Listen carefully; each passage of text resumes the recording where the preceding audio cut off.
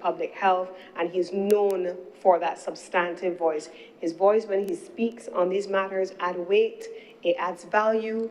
He comes with a currency and a legitimacy that I am certain will further add value to this honorable chamber. And as the media asked me earlier this morning, and I said publicly as well, that the conversations in this place, to which he will add that voice, are very much that. Conversations coming from multiple different perspectives, drawn from different experiences, and using our respective different lenses to be able to shape public policy. And I want to welcome you to this honorable chamber.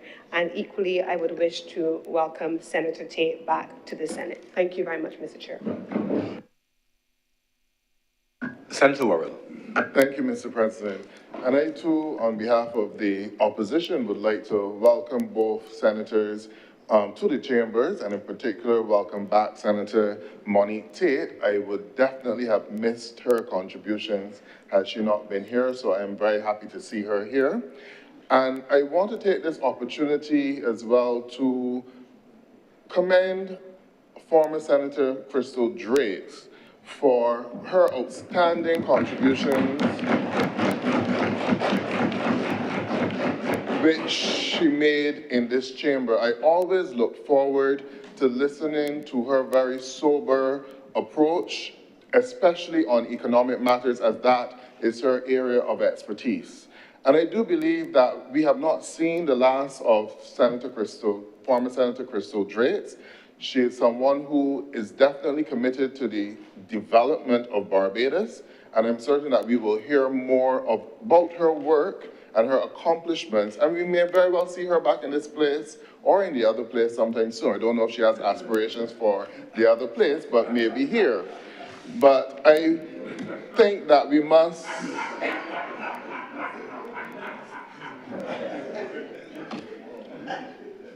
as someone who has an interest in the development of this country, that is a possible alternative, but I'm not speaking for her.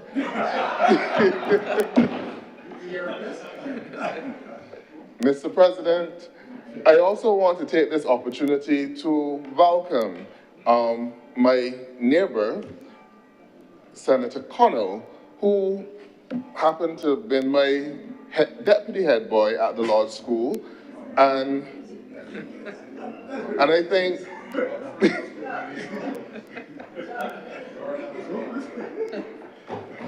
all right, deputy head boy at the law school, and all the other law school former law school students in here, you can give him a round of a thump for that. They asked for it, Mr. President. But I'm certain that Senator Connell will make a sterling contribution in this place, as he has already done in his professional career as a lecturer at the University of the West Indies, and also a medical professional. So I welcome him, and I'm glad to have you seated next to me, and I look forward to your contributions. Senator Reverend Dr. Rogers. Reverend Canon Dr. Rogers. Thank you very much, Mr. President. I too rise to lend my voice to welcome those who are coming into the Senate, but also firstly to thank Senator Dr. Crystal Drakes for her presentations and her presence in the Senate. She was my neighbor throughout my tenure here, first to my left in the opposition, and then to my right as an independent senator. And I believe we will miss her erudite presentations in this chamber, and I wish her all the best in her endeavors in the future. I wish to welcome back, well, I'm not sure I'm able to welcome back Senator Tate, because she was before I am, but we welcome Senator Tate back to the Senate, and we look forward to her bringing the wealth of her experience in the legal profession, especially in critiquing and analyzing the legislation before us. So we welcome you back. And I take this opportunity also to welcome Senator Dr. Connell, who would have messaged me several times after speeches in this Senate, encouraging me in some of the things that I would have said and so on. So it is really a pleasure to have him here. And I know he brings with him as well the wealth of his experience in his field, as he is highly recognized, as has been mentioned before, nationally, regionally, and internationally. And I have no doubt that these experiences will come to bear on his presentations here. But I wish to join Senator Worrell as well in acknowledging that yet another one from my alma mater is here with us. And that now changes the balance of the Senate, where almost 1/4 of the Senate comes from that illustrious institution in St. John, 5 out of 21. So we welcome you. There's only the illustrious institution in St. John, the Lodge School. Congratulations, Senator Connell, and we look forward to your presentations here. Thank you very much, sir. Thank you very much, Senator Reverend Canon Dr. Rogers. Senator, the Honorable Christopher Maynard. Thank you, Mr. President. Mr. President, I am not going to speak about schools. I will first of all like to also recognize Senator Drakes, and I will simply say we shall miss, and I'm sure that many other people also miss, the strength of her contributions. I am hoping that my senior colleague to my right will take up some of that work. I wish to welcome Senator Tate back to this new phase of Parliament for her. I don't know how long it will be for all of us, but that's a different topic for a different time. And I must welcome Senator Dr. Kenneth Connell, who is well known in medical circles for his work. I'm hoping that with his expertise and his influence at a university level, he will be able to make a difference from a wider public office and from a position of privilege to make a change in the health of our country. I thank you. Thank you very much, Senator, the Honorable Christopher Maynard. Senator, the Honorable Lyndall Nurse. Thank you, Mr. President. Just a few brief words. I want to say that it was, first of all, a pleasure having been able to sit as an independent senator alongside Senator Crystal Drakes, who I think was a top senator. Her presentations, in my view, were always top-notch, very professional, and she brought that level of debate and that, but still with a calm perspective to get over and to express her positions, and not backing down when challenged by maybe some other senator. And I know she's a young person, and I wish her well as she moves on in the other aspects of her life. It is not often, Mr. President, that you get to say almost like a farewell, but yet a welcome back to the same individual. I speak, of course, of Senator Monique Tate, who had resigned, but given the wisdom of our new president, he has decided to reappoint her to the Senate. And she too has been very critical and very independent in her opinions whenever it was required. And I think she did make a exceptional contribution during her tenure in the Senate. And so I am pleased to be able to welcome her back for her additional contributions. And finally, Senator Dr. Connell, our new senator, I cannot claim to know him really outside of Parliament or in any other relationships or organizations, but I seem to recall that his public presence became more prominent, I believe, during COVID. And you then began to see him more often on television, educating the general public about issues in public health. And I really enjoyed listening to them. I was educated, and I know that he will continue to lend his knowledge and his wisdom, particularly when debates in this Honorable Senate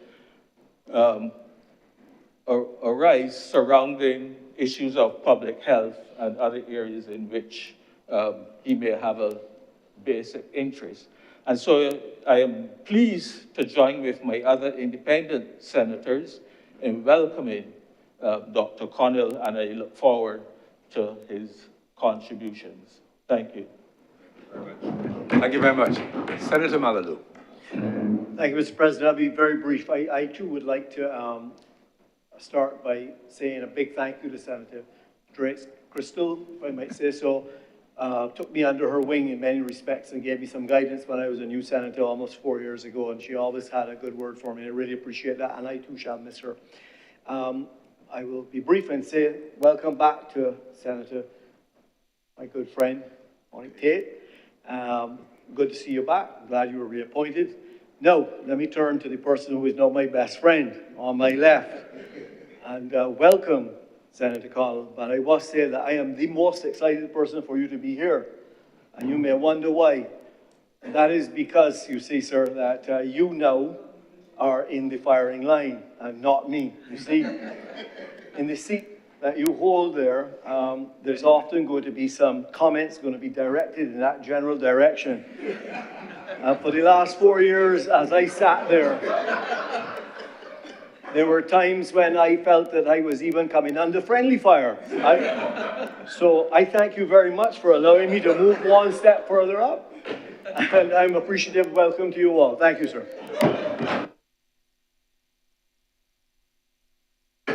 Thank you very much, Senator Malalou. Okay, thank you very much for those comments. Let me also formally place on the record, I did so publicly otherwise, so let me place on the record of the Honourable Senate my thanks to Senator Dr. Crystal Drakes, who made an outstanding contribution during her time here in the Senate. All that has been said is correct in terms of the quality of the presentations. I've been fascinated by her eclectic studies, combination of economics and the environment, which is particularly important for us being a small island that is a large ocean. And for us, the economy and sustainable development is not a fad, it's a way of life. It is, if we don't do it, well, then that's the end of it, end of us. And so I wish Crystal, Senator Drakes, former Senator Drakes, all the very best. Those of you who have not bought the book yet, Beyond the Beach, Conversations on a Blue Economy, wonderful book which you co-authored, which again shows her ability to marry scholarship with everyday communication and tackling issues to everyday people. And I certainly am of view that she's not lost to the public space, and that we will see her in whatever manifestations she may choose to do so on the academic side, public policy side, or otherwise. And I look forward to continuing contact with her and reading her works and gathering her perspectives on sustainable development, where we marry in a judicious way our economic ambitions with the preservation of our environment and our society. So, Senator Drakes, former Senator Drakes, I wish you all of the very best in your future endeavors.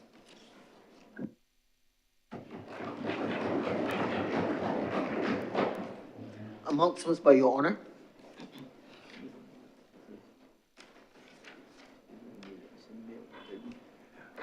I've received a message from the Honourable the House of Assembly to the Honourable the Senate, and it reads as follows. The Honourable the House of Assembly has the honour to inform the Honourable the Senate that on the 9th day of December 2025, the Honourable the House of Assembly concurred with the Honourable the Senate in committing the following bills. Tourism Accommodation Bill 2025, and Barbados Tourism Product Authority Repeal, Transfer of Assets and Liability Bill 2025 to the Joint Select Committee standing on economic and productive sectors, and that the committee be empowered to consider the principles and merits of the bills and to report no later than 3 months from the date of its reference, dated the 9th day of December 2025, and signed by His Honor Arthur Holder, Speaker of the House of Assembly. I have minutes of our meeting held on Wednesday, 12th of November 2025 for confirmation. Senator Cummins. Mr. President, I beg to move that the minutes of our meeting held on Wednesday, the 12th of November 2025 be confirmed at this time. The question is that the minutes of our meeting held on Wednesday, 12th November 2025 be confirmed. Will those honorable senators in favor please say aye? Those against please say no. The things the ayes? Ayes have it. Those minutes are confirmed. Minutes of Wednesday, the meeting held on Wednesday, 19th November 2025, and the meeting held on Wednesday, the 3rd of December 2025 for deferral. Senator Cummins. Mr. President, I beg to move that the minutes of our meeting held on Wednesday, the 3rd of December 2025 be deferred at this time. The question is that the minutes of our meeting on 19th November 2025 and 3rd December 2025 be deferred. Will those honorable senators in favor please say aye? Aye. Those against please say no. I think the ayes have it. Those minutes are accordingly deferred. We have indications of late arrival from Senator Kevin Boyce. Yes. And those are the announcements for today. So, I'm sorry, it's a pleasure to welcome visitors to the Honorable Senate today, Principal Tanya Hardin of the St. Michael School, along with a number of students. I'm advised that the students are Thea Herbert, DeCarrie Barrow, Anya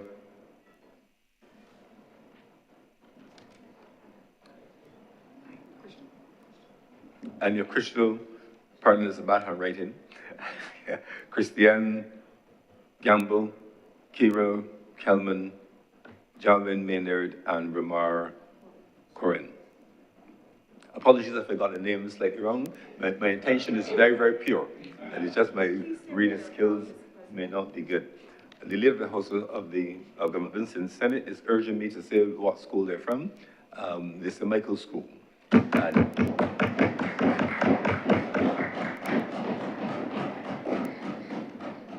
And as one of two representatives here, along with Senator Gregory Nichols, they're loudly welcoming the students of the school. My children went there, but I can't claim any great credit for my children. They've earned their own way there, and they will stand on their own as distinguished alumni. But I want to welcome you all to the Honorable Senate, and I'll make note of these names, and perhaps one of you one day will be senator ahead of these names here. So mark well, decide which of the seats looks most comfy to you, and we look forward to your being that generation which will continue the great traditions of the Honorable Senate. But thank you very much for attending, and we welcome you.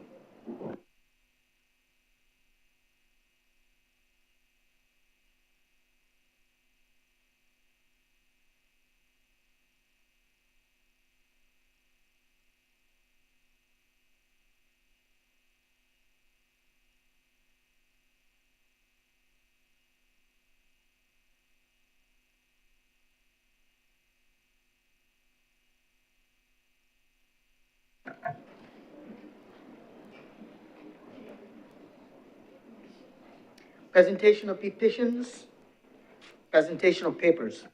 Senator Cummings. Mr. President, I am commanded to lay a number of documents in the Honorable Senate today. They are as follows. Duties, taxes, and other payments exemption, Lisa Scott order of 2025. Duties, taxes, and other payments exemption, like you know, Mr. President, Nosandumiana Ayere order 2025. Duties, taxes, and other program payments exemption, Corinne Critchlow order 2025. Duties, taxes, and other payments exemption, Watney Woods order 2025. Number 132 of 2025, duties, taxes, and other payments exemption, the Maria Holder Memorial Trust Order of 2025. Number 133 of 225, duties, taxes, and other payments exemption, Bethel Senior Citizens Home Order 2025. Duties, taxes, and other payments exemption, Chickmont Foods Limited Order 2025. Number 148 of 2025, duties, taxes, and other payments exemption, Sanitation Service Authority Order of 2025.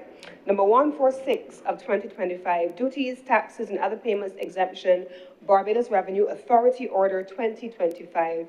Number 145 of 2025, duties, taxes, and other payments exemption, Corey Marshall Order 2025. And finally, the audited financial statements of the Barbados Tourism Product Authority for the years 2020 to 2021.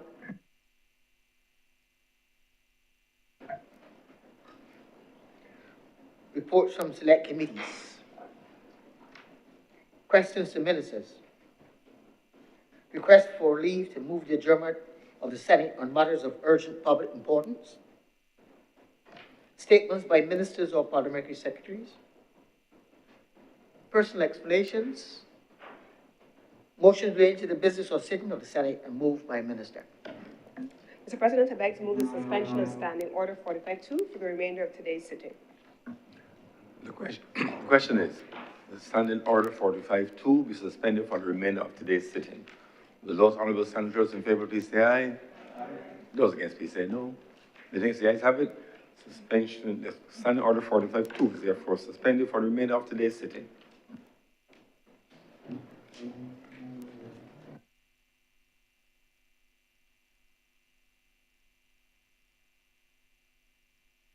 Introduction of bills.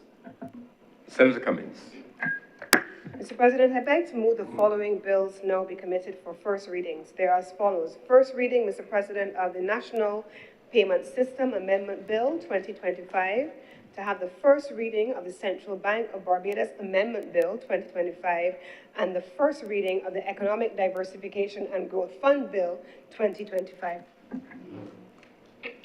The question is that the National Payment System Amendment Bill 2025, the Central Bank of Barbados Amendment Bill 2025, the Economic Diversification and Growth Fund Bill 2025, be all read a first time. Will those honorable senators in favor please say aye? Aye. Those against please say no. The things the ayes have it, those bills are accordingly read a first time. Public business, sir. Public business is now the order of the day.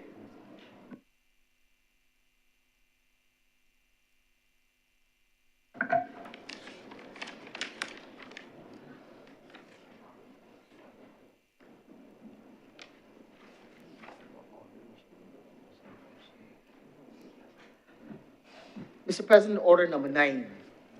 In the name of the Ordinary Leader of the Senate, to move the second reading of the Constitution Amendment Bill 2025. Senator Cummings. Thank you very much, Mr. President. Before I get into the substance of my presentation today, I want also to join with others who have spoken in acknowledging the contribution of Senator Crystal Drakes. Senator Crystal Drakes and I joined the Senate in 2018 together. She, at the time, as it were, she was an opposition senator at the time, and subsequently in 2022, she returned to the Senate also with me, this time as an independent senator.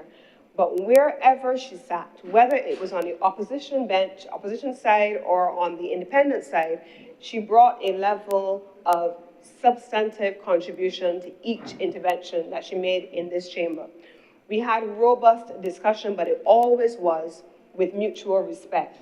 Oftentimes, you saw Dr. Drakes, as she became subsequently, then benefit from the absolute support of the members on this side, certainly even on the government side, who recognized not just her sound brain capacity, her intellect, as we would call it, but also her willingness to dig deeply and to provide substantive contributions. And so we celebrated jointly with her, and we slogged along with her in the background, watching her as she worked hard to achieve her PhD, and we celebrated with her once she crossed that milestone. We equally celebrated with her when she published her first book as a part of her University of the West Indies development process.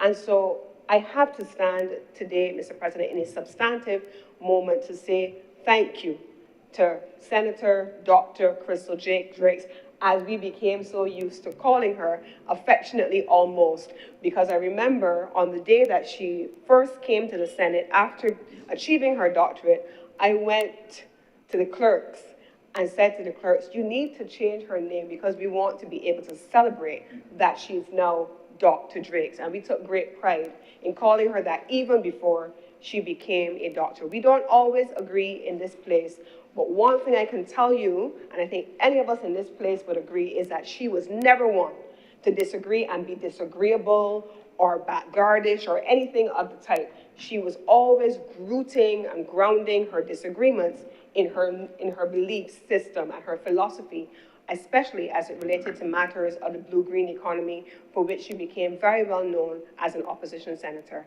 And to say that we will very much miss her voice in this honorable chamber is, I think, an apt reflection of her tenure here from 2018 until 2025. We are certainly sad to see her go.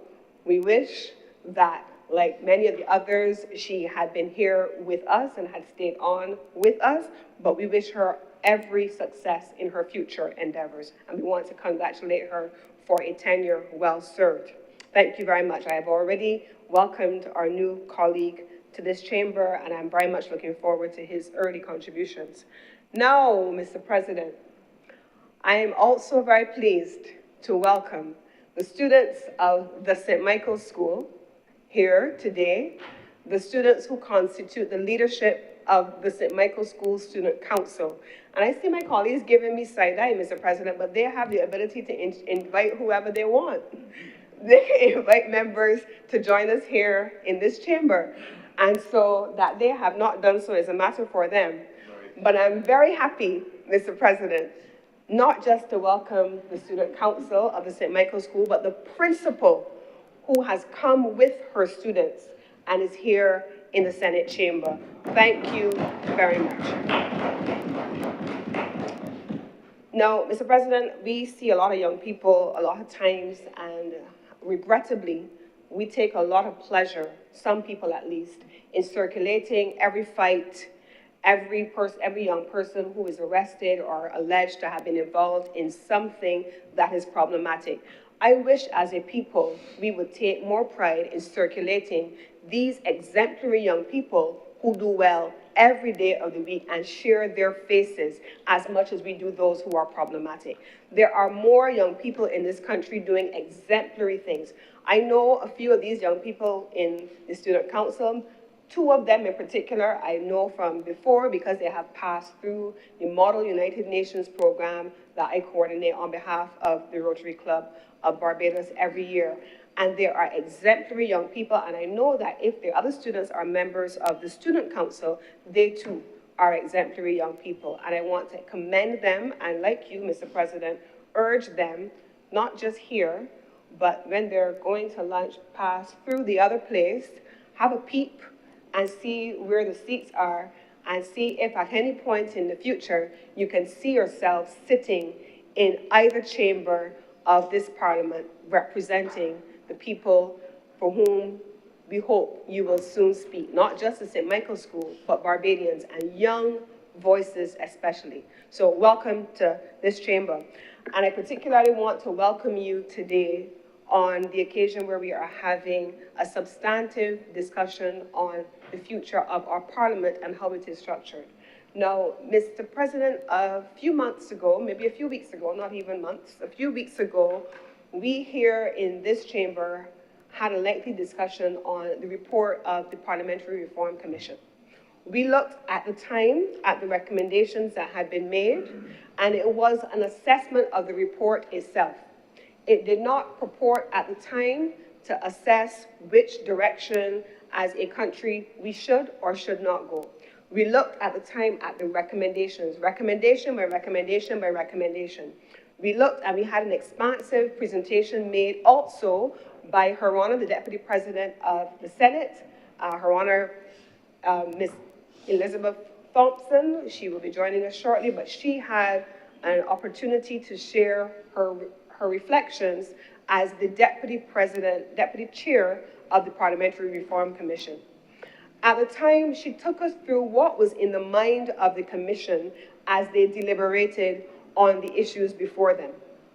She took us through the minority opinions, what was the thinking in some instances. We saw many of the minority opinions also being reflected. We are here today, Mr. President, to begin the long and arduous process of looking at how we can implement some of those reforms. And what is the reform that we are here to deal with today, Mr. President? We have on order number 10, or order number 9 and order number 10, I think it is, two pieces of legislation in particular. And with your permission, I beg to move that we treat to them as a cognate debate. I perhaps ought to have asked that before, Mr. President, so let me revert now, if I can, to treat to orders number 9 and 10 as a cognate debate.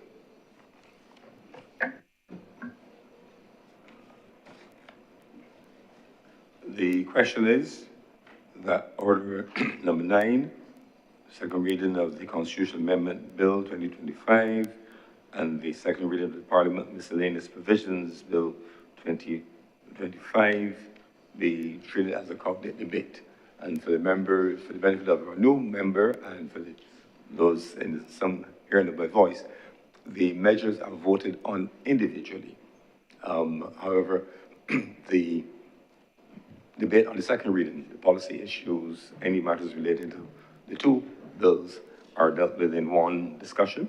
But we pass order number 9, then we open number 10 and vote on that separately. The lead presenter on the bill will naturally need to present the key features of both bills in the lead-up of the debate, if it is a cognate debate. So the question is that we treat order number 9, order number 10 as a cognate debate.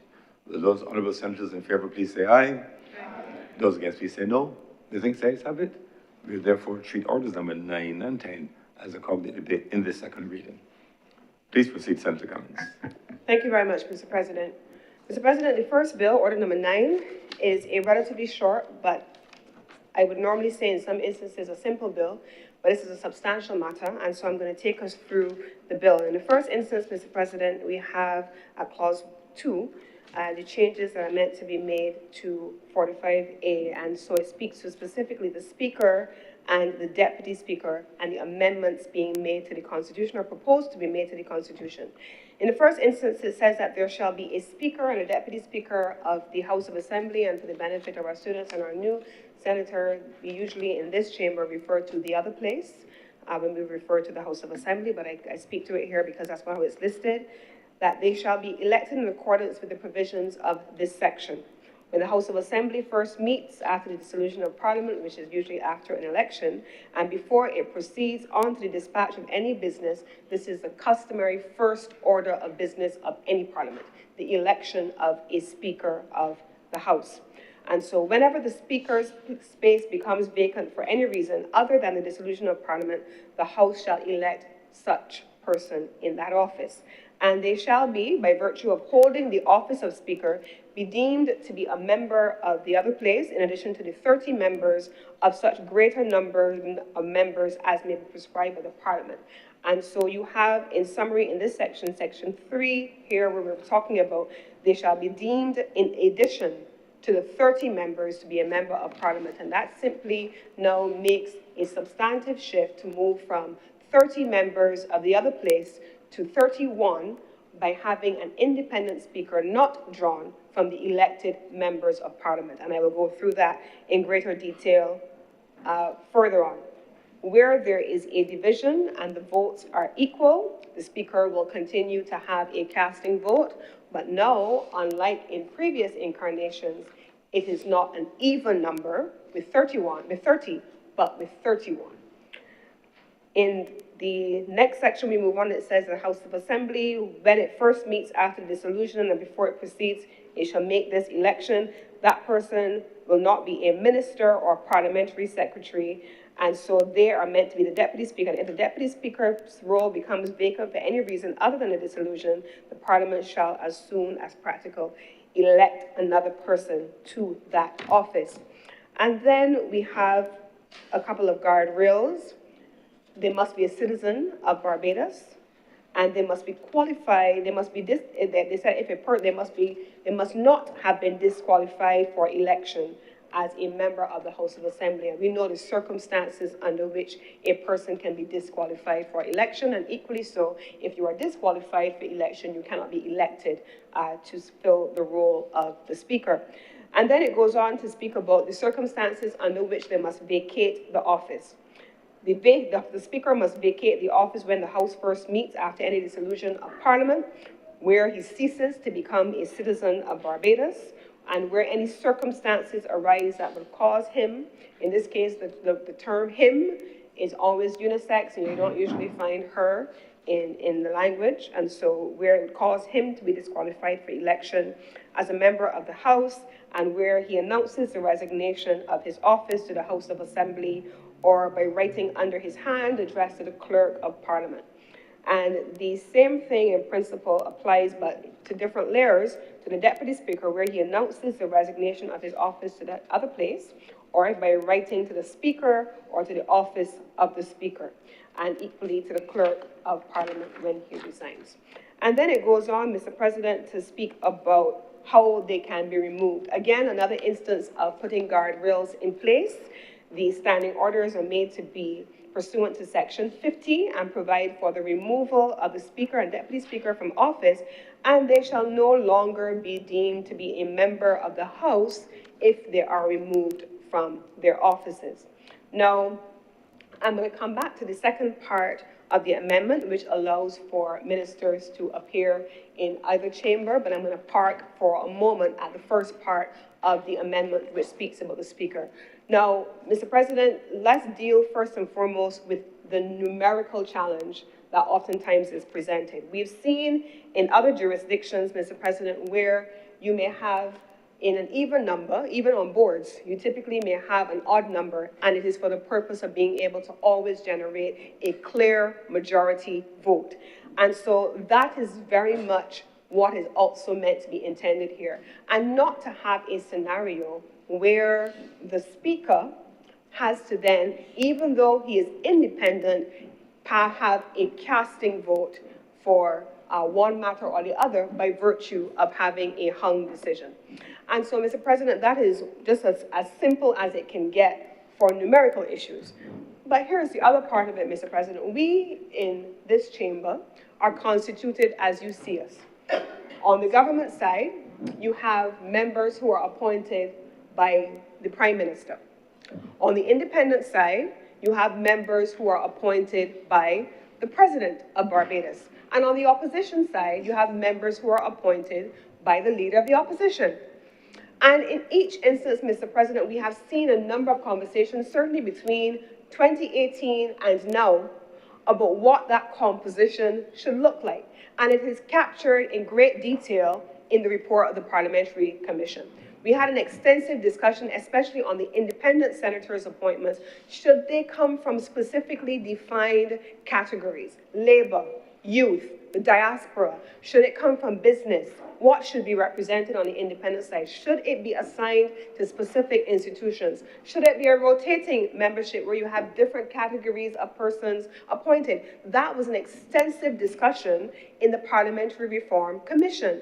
And so we had this discussion about how the constitution of the Senate would be.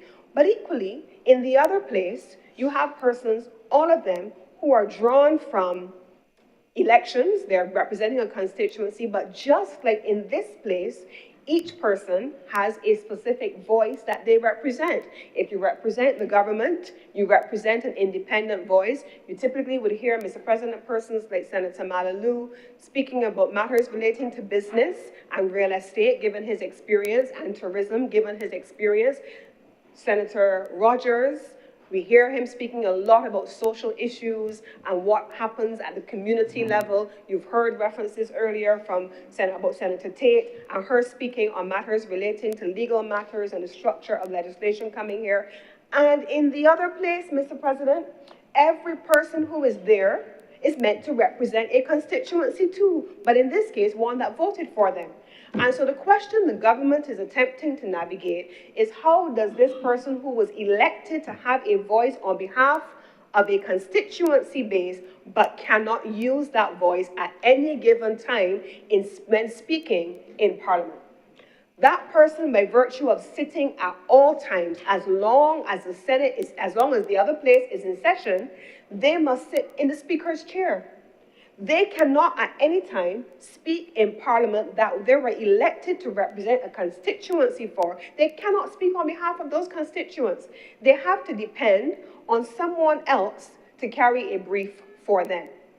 And that, Mr. President, is perhaps one of the most challenging principles that this amendment is attempting to navigate.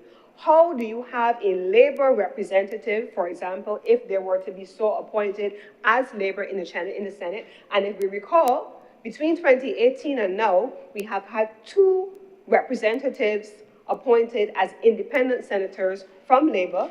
First, Ms. Toni Moore, who was senator initially, and then we had the subsequent appointment also coming from the Barbados Workers Union. And then we had here, as an opposition senator at the time, but we had Caswell Franklin, who spoke extensively on all matters relating to Labour. How do you have a Labour representative, if they are an independent senator, for example, sitting in the chamber and not able to speak on behalf of Labour? How do you have a constituency representative sitting in the other place and not able to speak on behalf of the constituency that represented them, that elected them? And so, Mr. President, the amendment seeks to regulate that and to address that deficiency. It seeks to give a voice to those who are elected by people to speak on behalf of those people. And so the representative of whichever constituency who elects a person now can have the comfort that when they mount the stairs to enter Parliament, that they are no longer constrained by having to sit in the Speaker's chair and not advocate on their behalf from that posture. And so the proposal, Mr. President, in this first section of the legislation is that the person sitting in the chair must not be a representative of a constituency, and they must have the ability to speak on behalf of the person who was elected, must speak on behalf of their constituents, and the person who sits in the chair must not be elected on behalf of constituents. And so that is the separation that this amendment now brings. Now, this is not an amendment without precedent. The government would not and has not brought anything to this chamber that does not have precedent. Now, where do we find precedent, Mr. President? Now, there are others who will speak during the course of today's discussion, and they will speak about the minority opinion that gave rise to this separation. And there were 2 commissioners who, in the parliamentary commission report, spoke about the independent speaker being appointed. You will hear about that in a little bit. But there are other jurisdictions that had these changes. Trinidad and Tobago is one example. And if you look across the Commonwealth, there are also other examples where this has been done. In Commonwealth jurisdictions, for example, you have India, you have South Africa, you have Australia. They have also taken an approach as it relates to the independence of a speaker and having a strong parliamentary background. One of the things that this amendment also calls for is for that person who is appointed as a speaker to have a strong parliamentary background. Mr. President, I was a public officer in a previous life, in an early life, and I was a Foreign Service officer. And there are things that I would not know about the mechanisms of government if I did not work inside of the government service. Equally, I am a government minister now. And there are things that I would not know or would not understand about the workings of government, and things that you cannot say to the public in some instances by virtue of sitting where you sit. And that is not unique to government. Any leadership role positions you where you are always going to be privy to things which you cannot say in the public domain, but you have to be able to find that balance as to how you communicate output versus what the considerations are. And so equally so, Mr. President, we now have a position here where a speaker has to be appointed from those persons who have experience and who understand parliamentary procedures, who understand how the debate will at times be rigorous, but how to manage and to mediate in the middle of that rigor, impartially, fairly, and without appearing in any way to have a bias in favor of any given side. So the importance of parliamentary experience is critical. Public service experience is also critical, and we have seen that especially in the debate in the other place. So minimum number of years in public service, we expect that persons who are coming in and have that experience, they will bring value to the role of the independent speaker. So this is one matter here, Mr. President. Now, in the minority opinion from Commissioners Thompson and Ishmael, they recommended that you would have a speaker from outside of the Parliament, as I have just described, and that all members of Parliament, as I have said, this is documented in the Parliamentary Reform Commission, and we have Madam Deputy President who is here, and she will speak for herself in that previous role. And so the Cabinet's view, having looked at all of these considerations, looked at these best practices, looked at the report, looked at the actual operation of the other place, felt that this was a direction in which we should go. Equally, Mr. President, and I must point out, we also, when I mentioned that Senator Crystal Drakes and I joined, we are one of the 5 original members of the Senate who would have been here from 2018 throughout. We remember very well what it was like when, in the first instance in 2018, the government side won 30 seats. We remember in 2022, when the government side won 30 seats. And we also remember when a member crossed the floor and constituted the role of leader of the opposition and the various changes that came about as a result.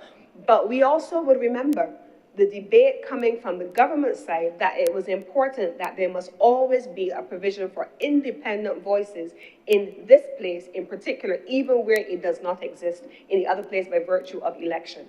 And so the independent speaker also factors into that, where the speaker is going to be elected, especially in circumstances where your numbers are skewed, and we want to be able to preserve the democratic traditions. So, Mr. President, there are a couple of things that I want to say specifically on this. Closer to home, I know I've mentioned other jurisdictions that have these measures in place.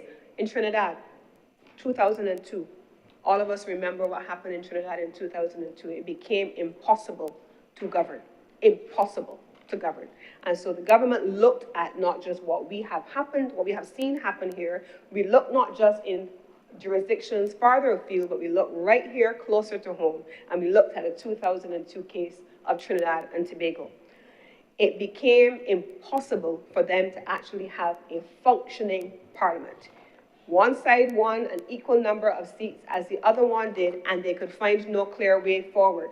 Equally, Mr. President, they could not elect a speaker, because if they had elected a speaker, it would have meant that one side would have given up a number to help sit on the side either of the government or on the opposition, and they could not move forward. No one wanted to give up that one space because they had an even number of votes on both sides. It became an impossibility, Mr. President. The government here is trying equally to avoid that scenario. So the government has put the measure before us on the table. In another instance, Mr. President, right here in Barbados, even closer to home, we had a circumstance where Barbados we did not have an even number, but we had too close a number here in Barbados, and you had to coordinate with the opposition and the government to figure out how many members in any given sitting could afford to be on vacation or on overseas travel because you couldn't get the House to function otherwise, Mr. President. Barbados has had that own scenario right here at home.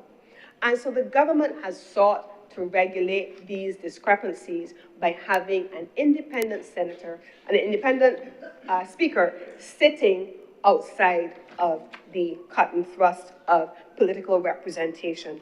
And this, Mr. President, is the matter for the amendment of the Constitution to make this change.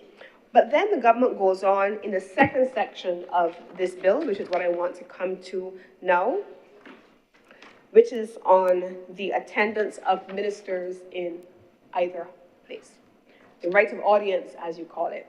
Now, Mr. President, I must tell you, when the Attorney General in particular was presenting on this amendment in the other place, he spoke especially about matters relating to legal issues that arise.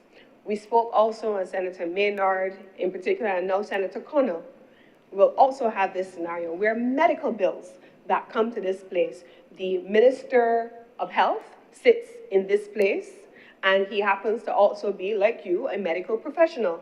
So he not only is managing the bills themselves in terms of the legislative agenda, but he's a practitioner in his own right. And the way in which he can present on those bills may be entirely different than, say, the minister in the Ministry of Health, who is neither a practitioner or the substantive minister can do when it has to go to the other place. And equally with the Office of the Attorney General, here, I believe on all of our sides, we have legal expertise. Senator Nichols is a renowned constitutional expert in his own right, a lecturer, a litigator in his own right, and it has been to the government's advantage to have a litigator and an attorney of his credibility on the government side, and the same with Senator Thompson.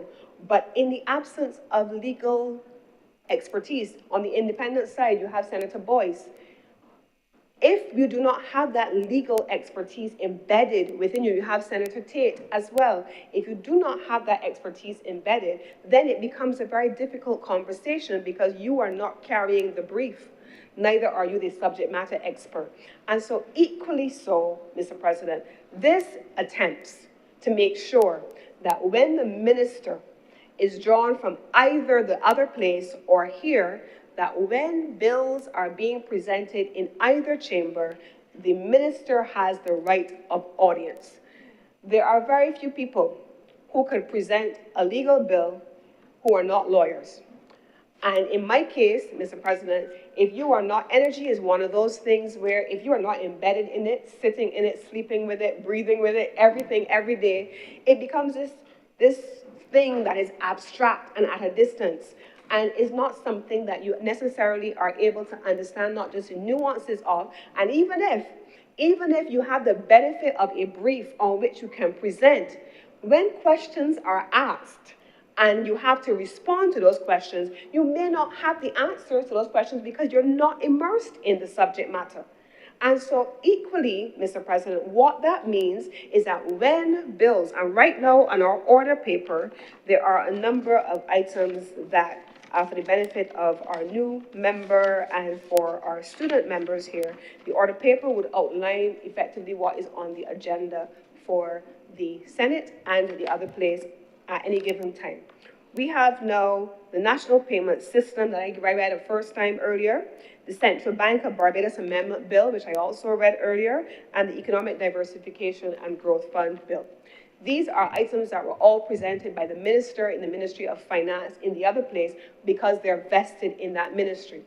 If this amendment had been in place by the time this bill comes here, the minister in the Ministry of Health, whose items these are, would be coming to the Senate, if possible, or if, well, under the circumstances that are outlined in the legislation, to present his own bill and to receive the interrogatories from the other members of the Senate, from the independent side and from the opposition side, so that they can respond in a way that is substantive and to add context and substance to the debate.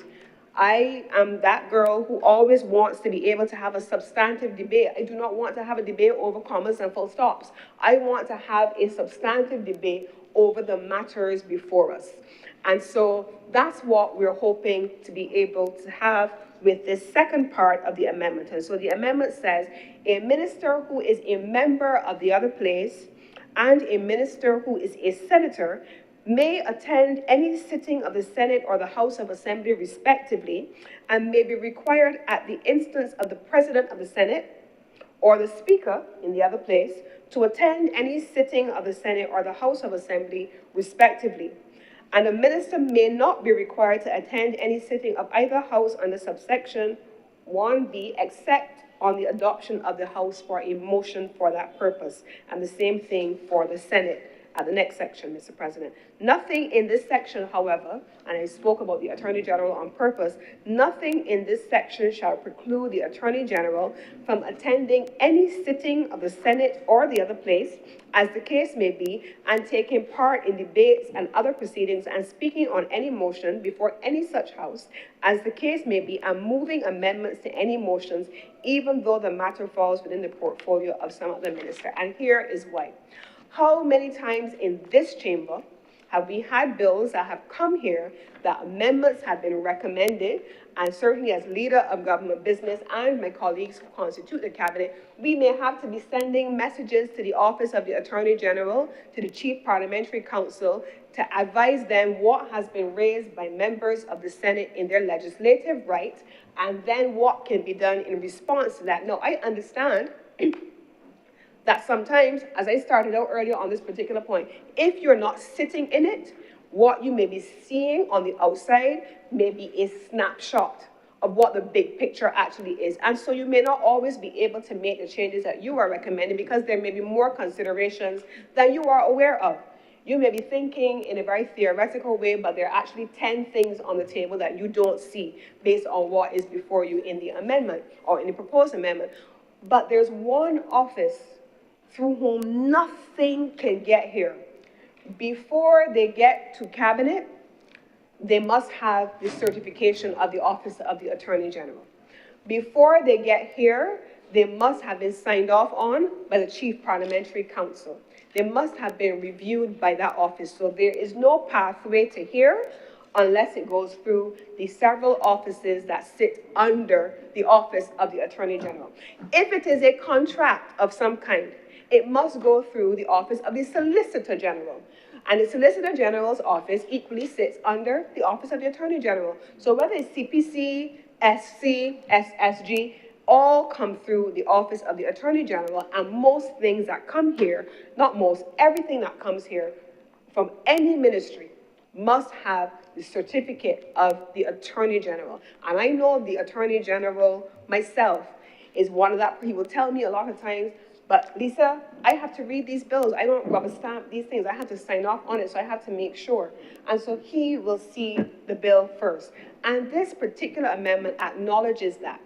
This acknowledges that the role of the Attorney General is sacrosanct in the process of parliamentary reform. Now, if we recall, imagine by the time we have made all of the other amendments overall that are recommended by the Parliamentary Reform Commission, we'll have a complete suite of amendments. And what do I mean when I say that?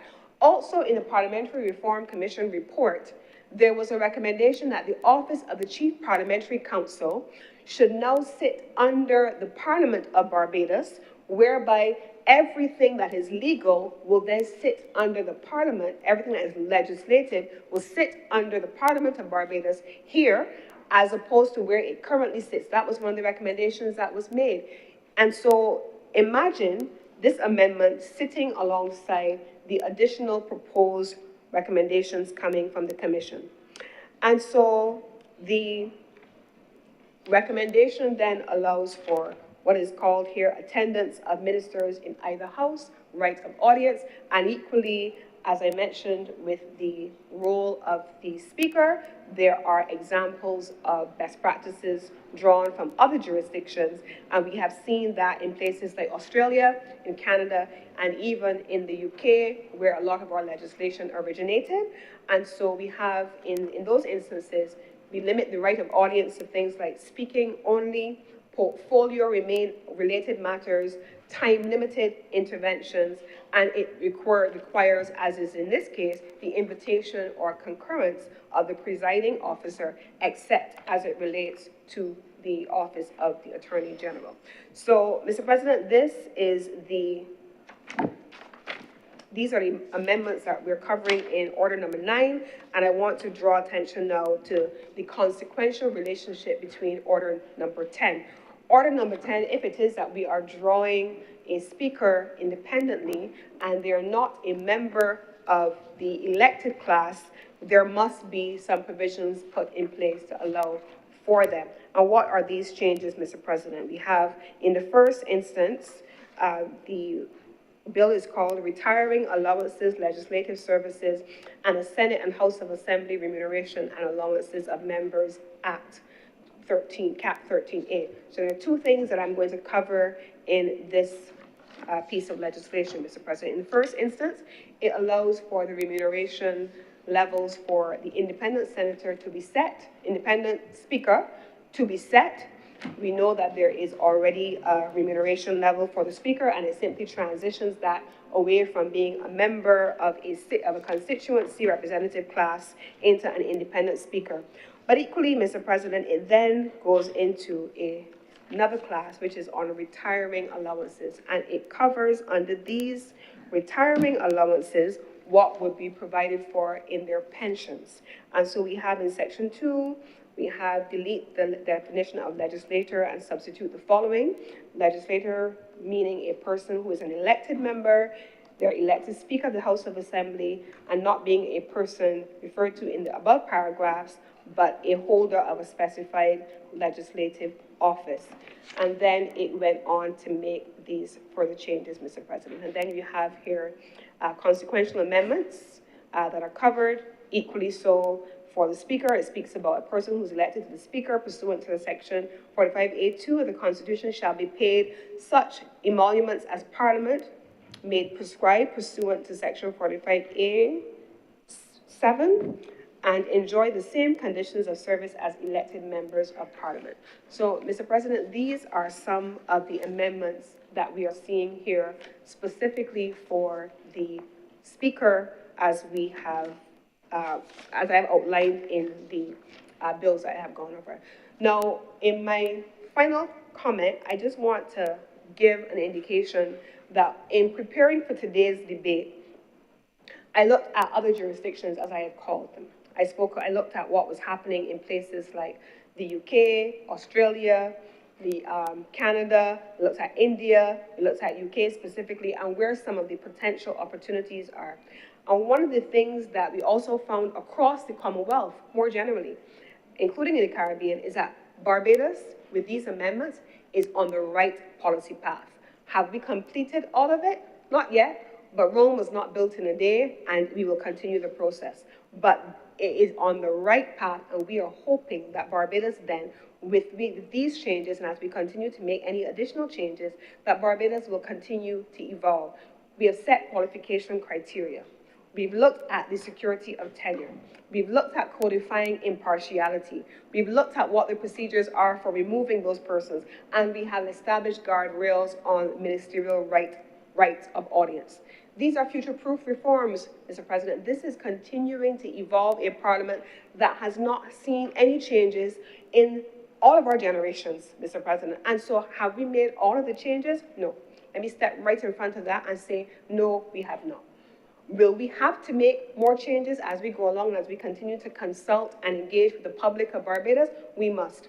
Equally so, Mr. President, we know that there was a Constitutional Reform Commission, and there was a Constitutional Reform Commission report. And in that Constitutional Reform Commission report, it went back out to the public of Barbados, and we had members in this chamber, Senator Rogers and Senator Nichols, who sat on that committee, and the public of Barbados gave their feedback, and they really wanted us to make some substantive changes as we move forward. How we're going to incorporate those, I'm looking forward to seeing what some of those changes are. But in summary, Mr. President, and as I close on this particular amendment, bringing orders number 9 and 10 together, the appointment of an independent Speaker of Parliament is a future-forward recommendation. The independence of the Speaker and the preservation of the rights of an MP who has been voted for by constituents is a future-forward proposal. Preserving their tenure, Mr. President, and allowing for parliamentary remuneration levels to be set with that independence, that is a future-forward proposal, Mr. President. And allowing for the right of audience for ministers enriches our debate, enhances our contribution to the substantive matters of policy development and legislative reform, and it adds value to the robust debate that already takes place in these honorable chambers, Mr. President. And I'm looking forward to being in a position to respond to any queries that are meant to be raised by colleagues as they make their contributions. But with these few words, Mr. President, I beg to move that this bill is read a second time. Thank you, Senator Collins. Senator Warren. Thank you, Mr. President.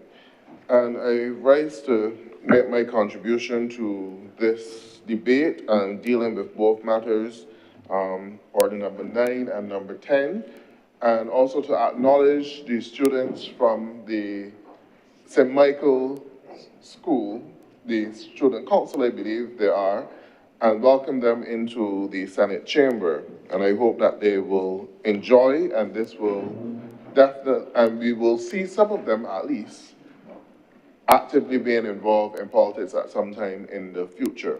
It's very important to have our young people recognize that they too play a role in what is happening in this country, and their views at this time, even though they may be young, are still critical to the development and the growth of the country. We cannot move forward unless we have the buy-in from the next generation, which is expected to take the mantle and carry this country forward in the future. Mr. President, we are here today to discuss a change to the Constitution and also a change to the governance of more so the other place. While it does impact on this chamber as well, when you look at all of the features of the amendments being made here today, well, likely to be made today to the Constitution. The major component would be for an independent speaker to be put in place in the other place.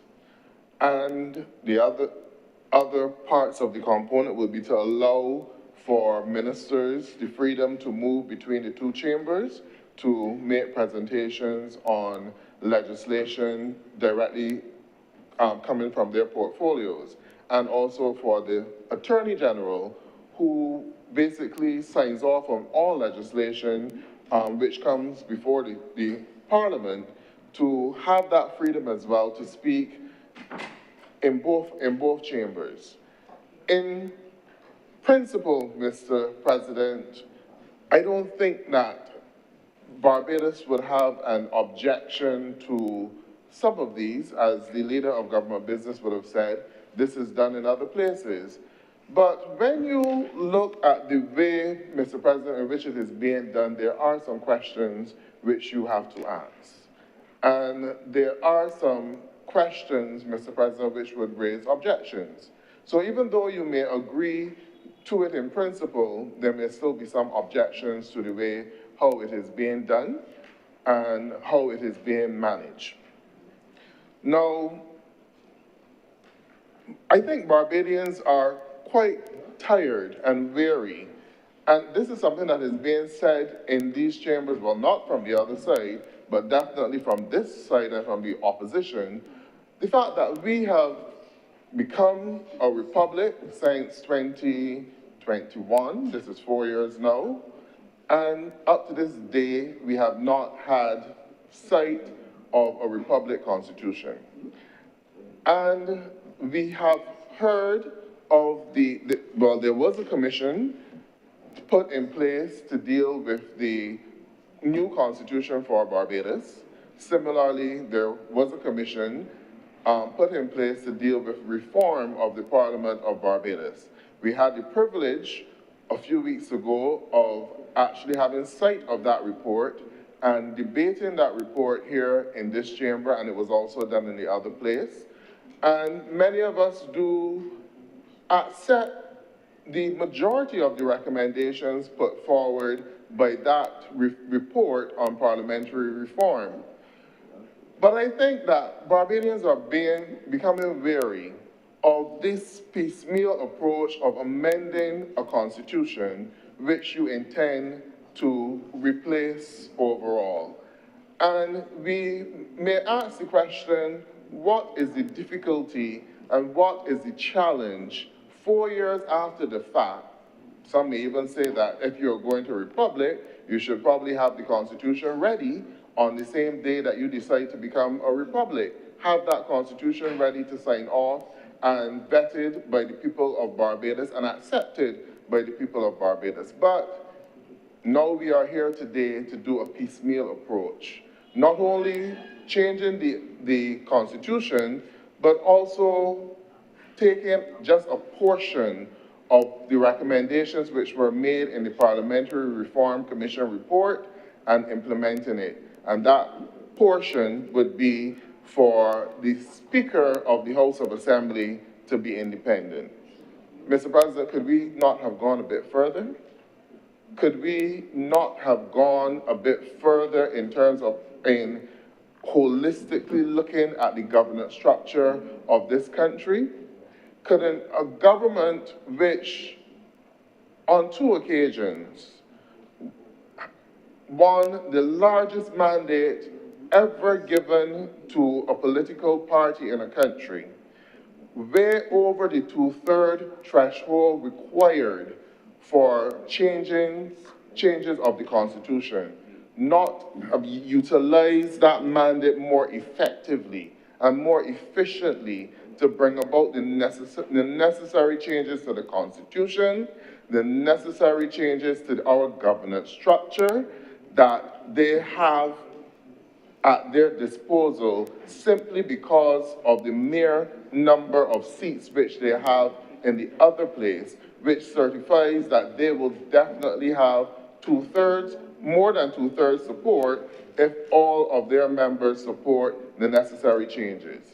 But instead, Mr. President, we have witnessed a government, instead of using that mandate, they have from time to time, well, they've used it, but some would say that it has been exploited or abused in the way how it has been used, and not necessarily used to benefit and to take the country forward. Because here we are, the frustration is there amongst Barbadians that theoretically we are a republic, but we don't have a republican constitution. And we know that our governance structure, our governance systems could do with a complete overhaul of the Constitution of Barbados that would take this country forward in terms of governance, Mr. President, and yet still... Senator Worrell, I hate to interrupt you, but just a note, as we have students here, you're true in all that you said up to a point. Just remember, though, that there's no 2/3 majority in the Senate. So 2/3 majority in the House of Assembly is fine, but there's no government, according to our arrangements, has a 2/3 majority in the Senate. That would automatically ensure that, notwithstanding the size of the majority in the House, that it will not automatically, but, I take the point you're making, but I just want the students not to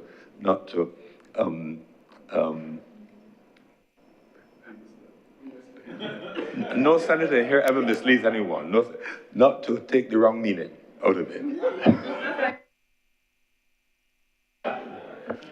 Thank you, Mr. President. And I will, your intervention is worthy, and you must be clear in the point that you're making. I did refer, though, to the 2/3 majority in the other place, with the number of seats which they have won the overwhelming mandate, which could necessarily make the changes to the Constitution.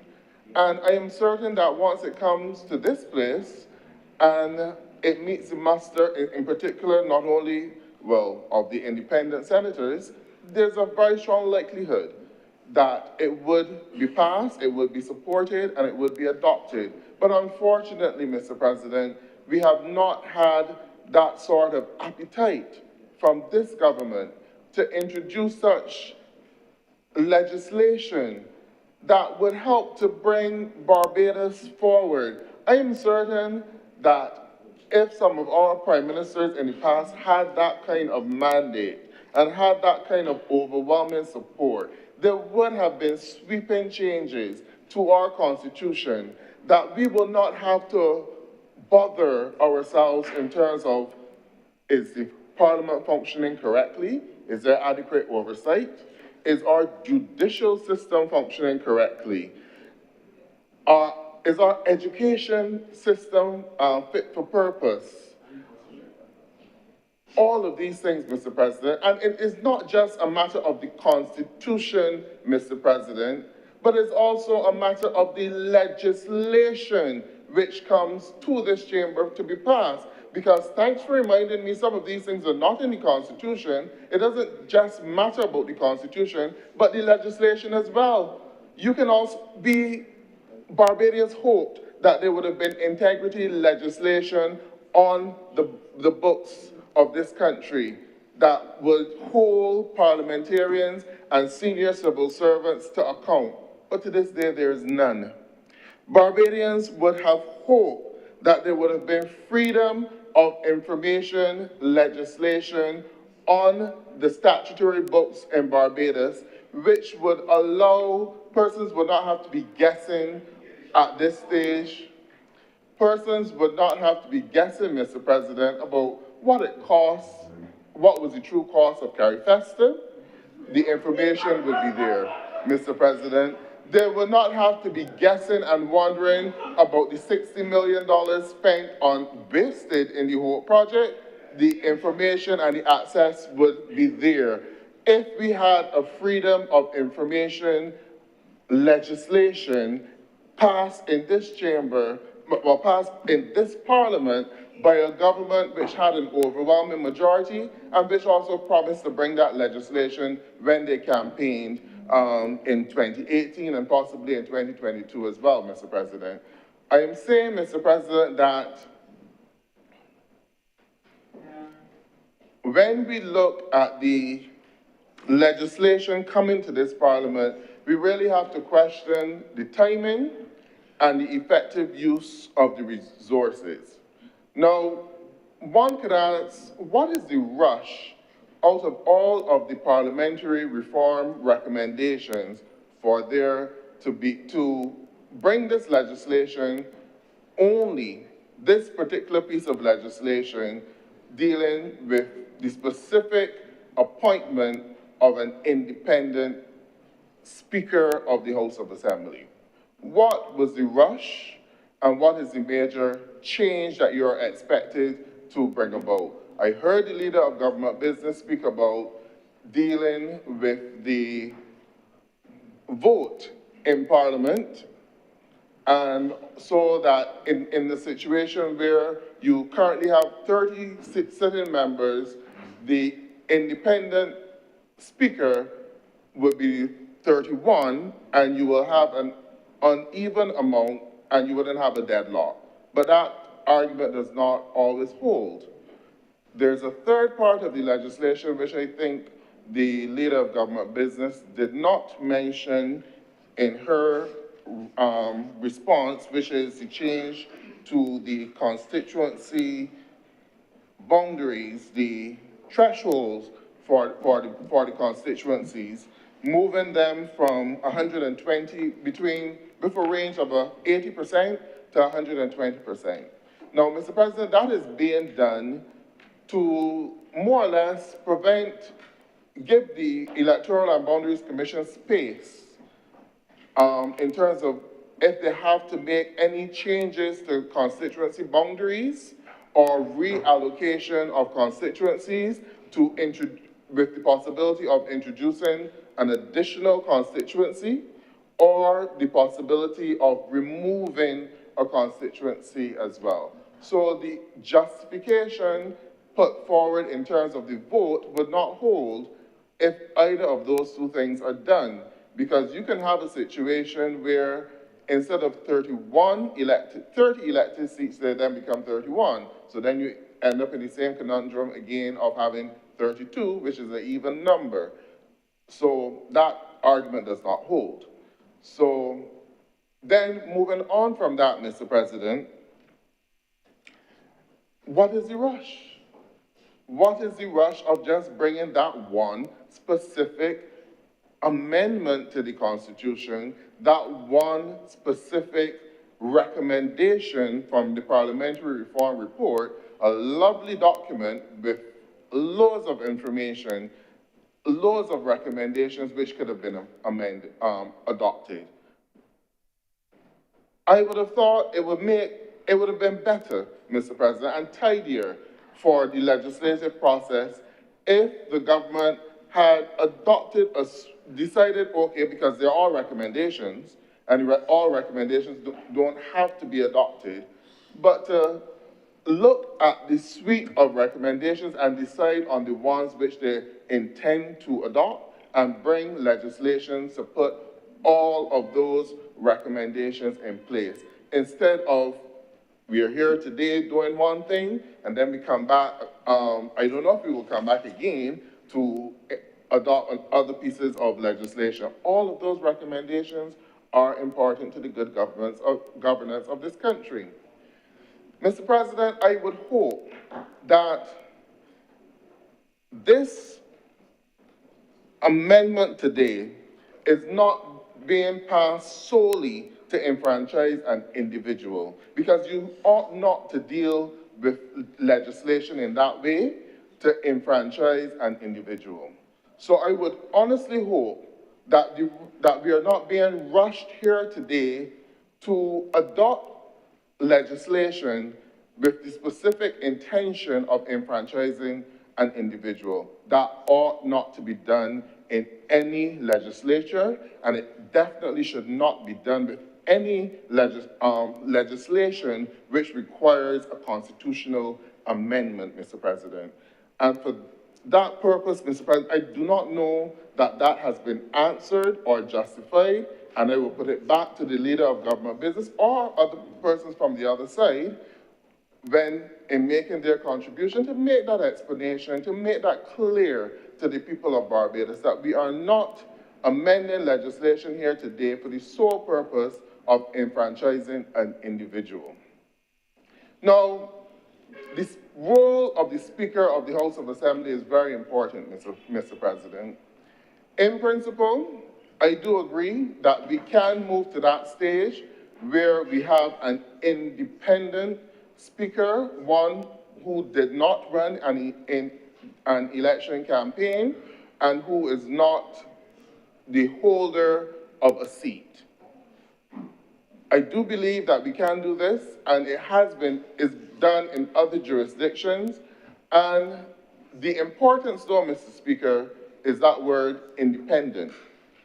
Because an individual cannot be considered to be an independent speaker under this legislation and under this new dispensation, and just a couple weeks ago, a couple months ago, came out of the partisan political arena, having held a seat in the House of Assembly or a senior role in government or within either of the political parties.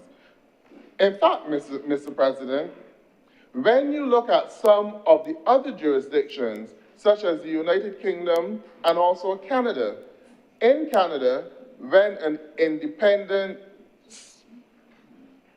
speaker, I believe they call him the Speaker of the Senate, is elected, that person cannot be involved in partisan politics. And the same is true for the House of Lords in the UK. If an independent speaker is elected in the House of Lords, that person cannot be involved in partisan politics, meaning they cannot hold a position in the Conservative Party, the Labour Party, or any of the other parties within the UK. So if we are going to go that route, I believe that we should also follow similar principles. You cannot be one day a member of parliament for constituency AYZ on a BLP or DLP or any other party ticket, and then expect that you can saunter into the chamber as an independent speaker. Mr. President, there will be objections to that. And that should not be occurring within this legislature. And I'm hoping that that was not the thinking, or let me put it in a positive way. I am hoping that when the government conceptualized this change in the Constitution, this amendment, that they did have that in mind, that they will never sully the legislation by looking to appoint a political person to the position of an independent speaker. Mr. President, we can also go further. This Parliament has two chambers, the lower house and this chamber, Mr. President, and you sit in, why couldn't we extended it to the appointment of the President as well, of the President of the Senate, Mr. President? Why couldn't we have included the appointment of the President of the Senate to have an independent individual selected to be the President of the Senate in a similar way in which it is done within the Canadian legislature? Why just the Speaker of the House of Assembly? That is also a possibility. Again, Mr. President, I do believe that we need further discussion on some of these amendments, and especially amendments that impact on the Constitution of Barbados. Because there have been wider public debate. When this legislation was introduced in the other place, it started up a number of conversations in Barbados about the process.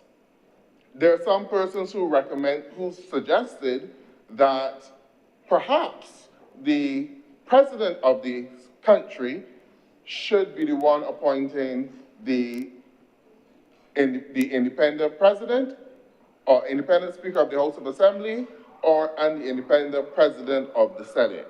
That is one option. There's also the other option, Mr. President, which was raised in the other place, that you should possibly have, if we are in a republic, that the speaker should serve a longer term, a term longer than a 5-year period, so that the speaker does not become embroiled or in the change in Parliament when you shift from every 5 years with the election. So it suggested that the speaker serve a 7-year period, so that his appointment is independent of whichever political party wins control of the seats in the other place, Mr. President. And we can go further, a further suggestion as well, that the speaker should also be elected by the public, as is done in some jurisdictions where judges are elected. As done in other jurisdictions, Mr. President, where judges or commissioners of police are elected, Mr. President. I hope that you can hear me, Mr. President. But I'm having difficulty hearing myself down here.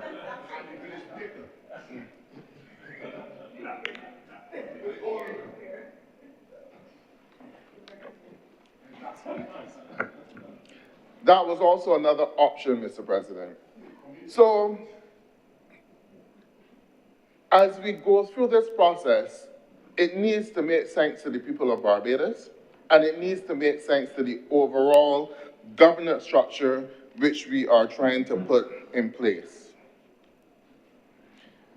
I think that this country is at the stage where it wants to see a comprehensive constitutional reform. Barbadians are tired of, we say that we are a republic, but we don't see the Republican Constitution. We want to see those aspects of it being done. And if we go, and we need to look at it from a holistic perspective, Mr. President, in that it could improve the governance structure of this country. it could improve the governance. When I read the parliamentary reform report, there were a number of things in that report which spoke to giving the parliament more ability for oversight and accountability as well. All of those things are just as important as having an independent speaker. So the rush to have an independent speaker, Mr. President, will not necessarily change the deficiencies within our governance system within this country. The fact that we don't have integrity legislation, the fact that we are still pretty much in the dark about a number of the spending issues around the government of Barbados.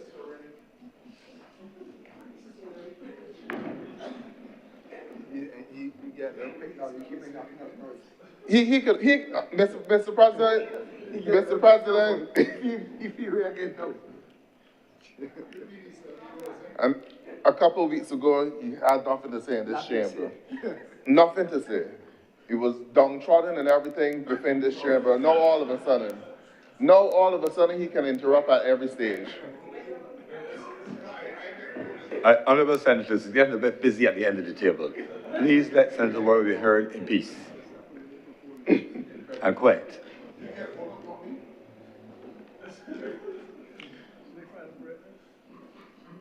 Mr. President, as I continue with my contribution, looking also at the changes to the retiring allowances. Yes, Mr. President, those things would become necessary, so there ought not to be a challenge with those areas. But on principle, Mr. President, when this government has the uncanny ability to muddle legislation together, that when you support one, if you support one in principle, you identify areas in the legislation which you cannot necessarily give your full support to. And that is the case with this particular piece of legislation. One, you can support the change for a limited period of time to the range of voters in constituency. Not a problem with that. You can support, I think there are actually 3 aspects of this bill, Mr. President. The attendance of the ministers within both chambers. You can support that, and I think that that actually becomes necessary when you go into the estimates process. And that, because you find that in the estimates process in the other place, the ministries that are represented in this chamber do not necessarily have the opportunity to have a good audience or say in the other place. So we can support that, Mr. President. But, Mr. President, in terms of the rush for an independent speaker, at this stage, and the way how it is constituted, we do have challenges with it, and there will need to be greater explanation as to how the process will actually work. And in the process of looking at overall constitutional reform, the government will do itself a favor by looking to bring a completely new constitution to the people of Barbados 4 years after becoming a republic. And in that constitutional reform, putting in place the necessary language and legislation that would help this country to develop effectively and to be governed efficiently, Mr. President. I know that there's a constitutional lawyer within this chamber, Mr. President, who would probably, who would probably have an opportunity to speak in this debate and give us that one lecture which he delivers at the university every year to the sleeping students on the whole process of constitutional reform. And he will probably say in here again that you do not need a new constitution because you become a republic. But I think that Barbadians need to see a new constitution, not just because we've become a republic, because we are looking for vision from that new constitution. We're looking for direction from that new constitution. We are looking, Mr. President, for guidance as well for that new constitution. We cannot, in 2025, operating under a constitution which was handed down from our colonial powers in 1966, there's time for modernization. There's room for improvement. And this here today, piecemeal approach being taken by a government that has an overwhelming mandate and ability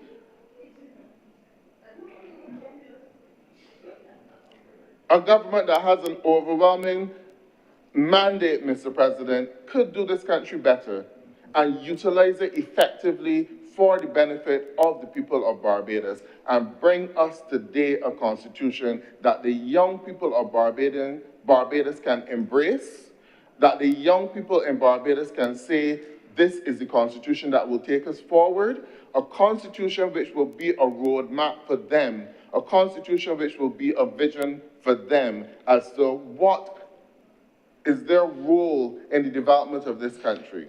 But to bring legislation, Mr. President, to solely enfranchise an individual is not where this Parliament should be today. And to bring legislation that ignores all of the other recommendations which were put at the disposal of this Parliament is not where we ought to be today. We could spend our time more effectively listening to the people of Barbados and consulting with the people of Barbados on the way forward for this country. Thank you, Mr. President. Thank you very much, Senator Warren.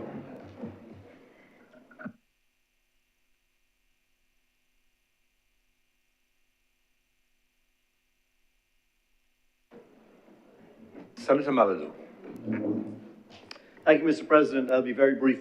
This is not an area where I would say I have expertise, so I will just bring my common knowledge to it and make a couple of brief remarks. The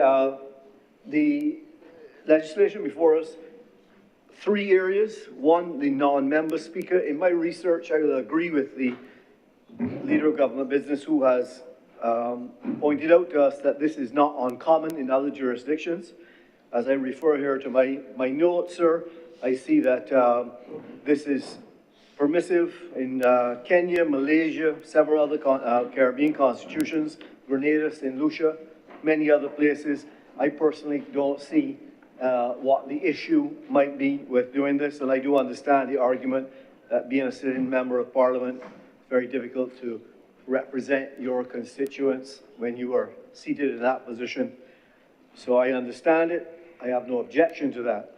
Secondly, in having the Attorney General addressing either the House or the Senate, in fact, it has, in my brief 3.99 years here, I have had occasion that the Attorney General has had special meetings with us to explain some technical legislation or perhaps some sensitive matters and so on. So I can see that there is a need for that. And when we are dealing with legislation, which a lot falls under his purview, it's probably a good idea that he can come and speak to us from time to time, or he or she or whoever that person may be.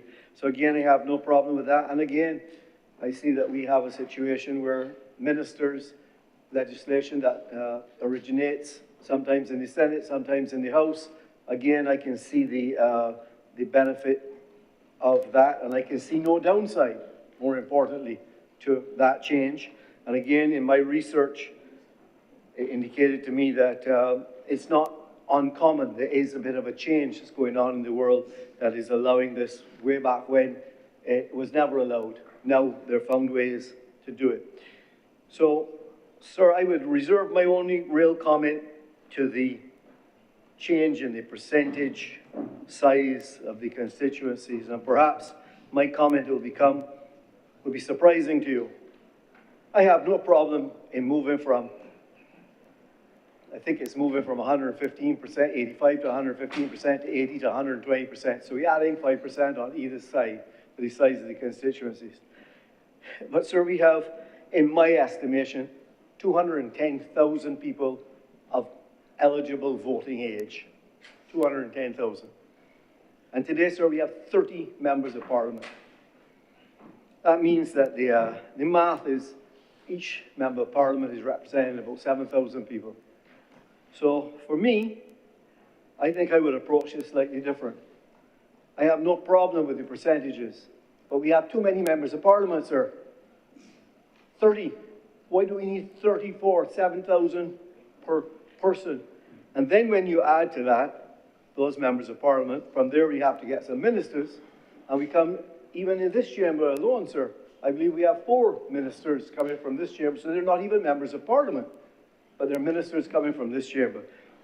So again, I have no objection to any of these changes. I am not a constitutional scholar. I shall not enter into the debate about the constitutional side of it. It makes sense, the two matters. But what also makes sense from my perspective as a business person is for us to reduce the size and to have a smaller number of members of parliament. And I hope that at some point in time, maybe in the new constitution, that will be contemplated.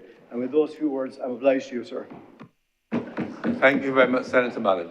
Senator Kevin Boyce. Thank you, Mr. President, and allow me to apologize for my late attendance. I saw that it was reported. Mr. President, I wish to join in welcoming the new member to the Senate and the return of Senator Tate. I wish to also echo the sentiments in relation to Senator Drakes, who I really enjoyed having next to me, and now to have such a intellect replaced with more of a guiding figure to my left, it will take some adjustment. I think I also join in recognizing her contributions and the quality of her contributions, which I think speaks volumes to what we are trying to do in this honorable house. She will be missed, but I am certain that her contribution to Barbadian society has yet to really get going. Sir, the constitutional amendment which is being debated is one which we have had cause to visit several times, and I use the legal definition of several, between 2 and 7. And the reason for that is that every time it occurs, there is a question as to why are we doing it in this manner. So I don't think it would be awkward to point that out. Why is it being done in this manner? Those of us who were here a few years ago recall the statement by the government that we would be doing the constitutional reform every month. I believe it was supposed to be a chapter. That has not happened. So we find ourselves having to have these debates without the necessary historical or analytical assets to really do it in a fulsome manner. So I believe when the response comes, as it invariably will, as to why, that's an issue which we need to look at. Sir, the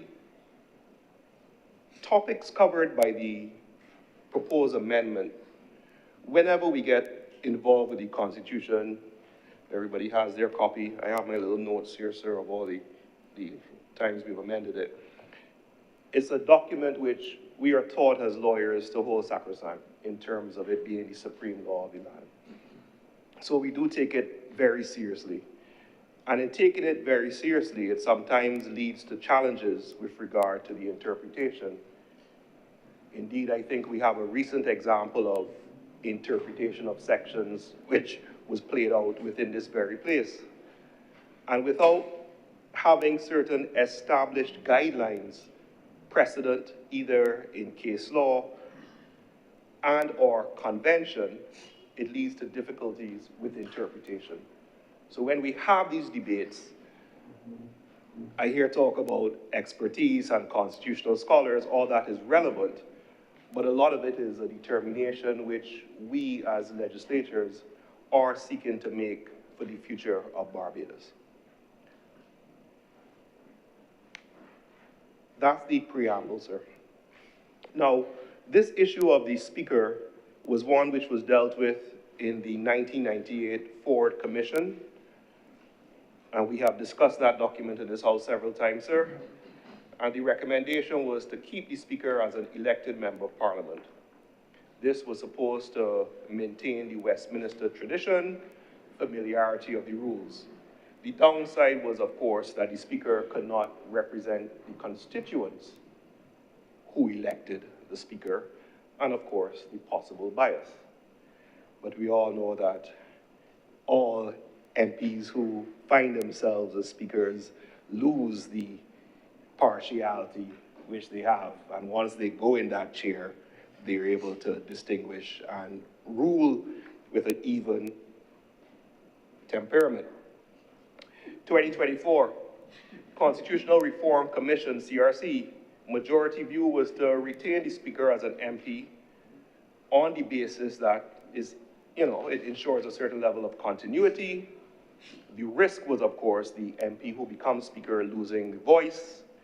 And there was a minority suggestion in 2024 to elect a speaker from outside the parliament, which would lead to increased independence and allow the MPs to represent the constituents.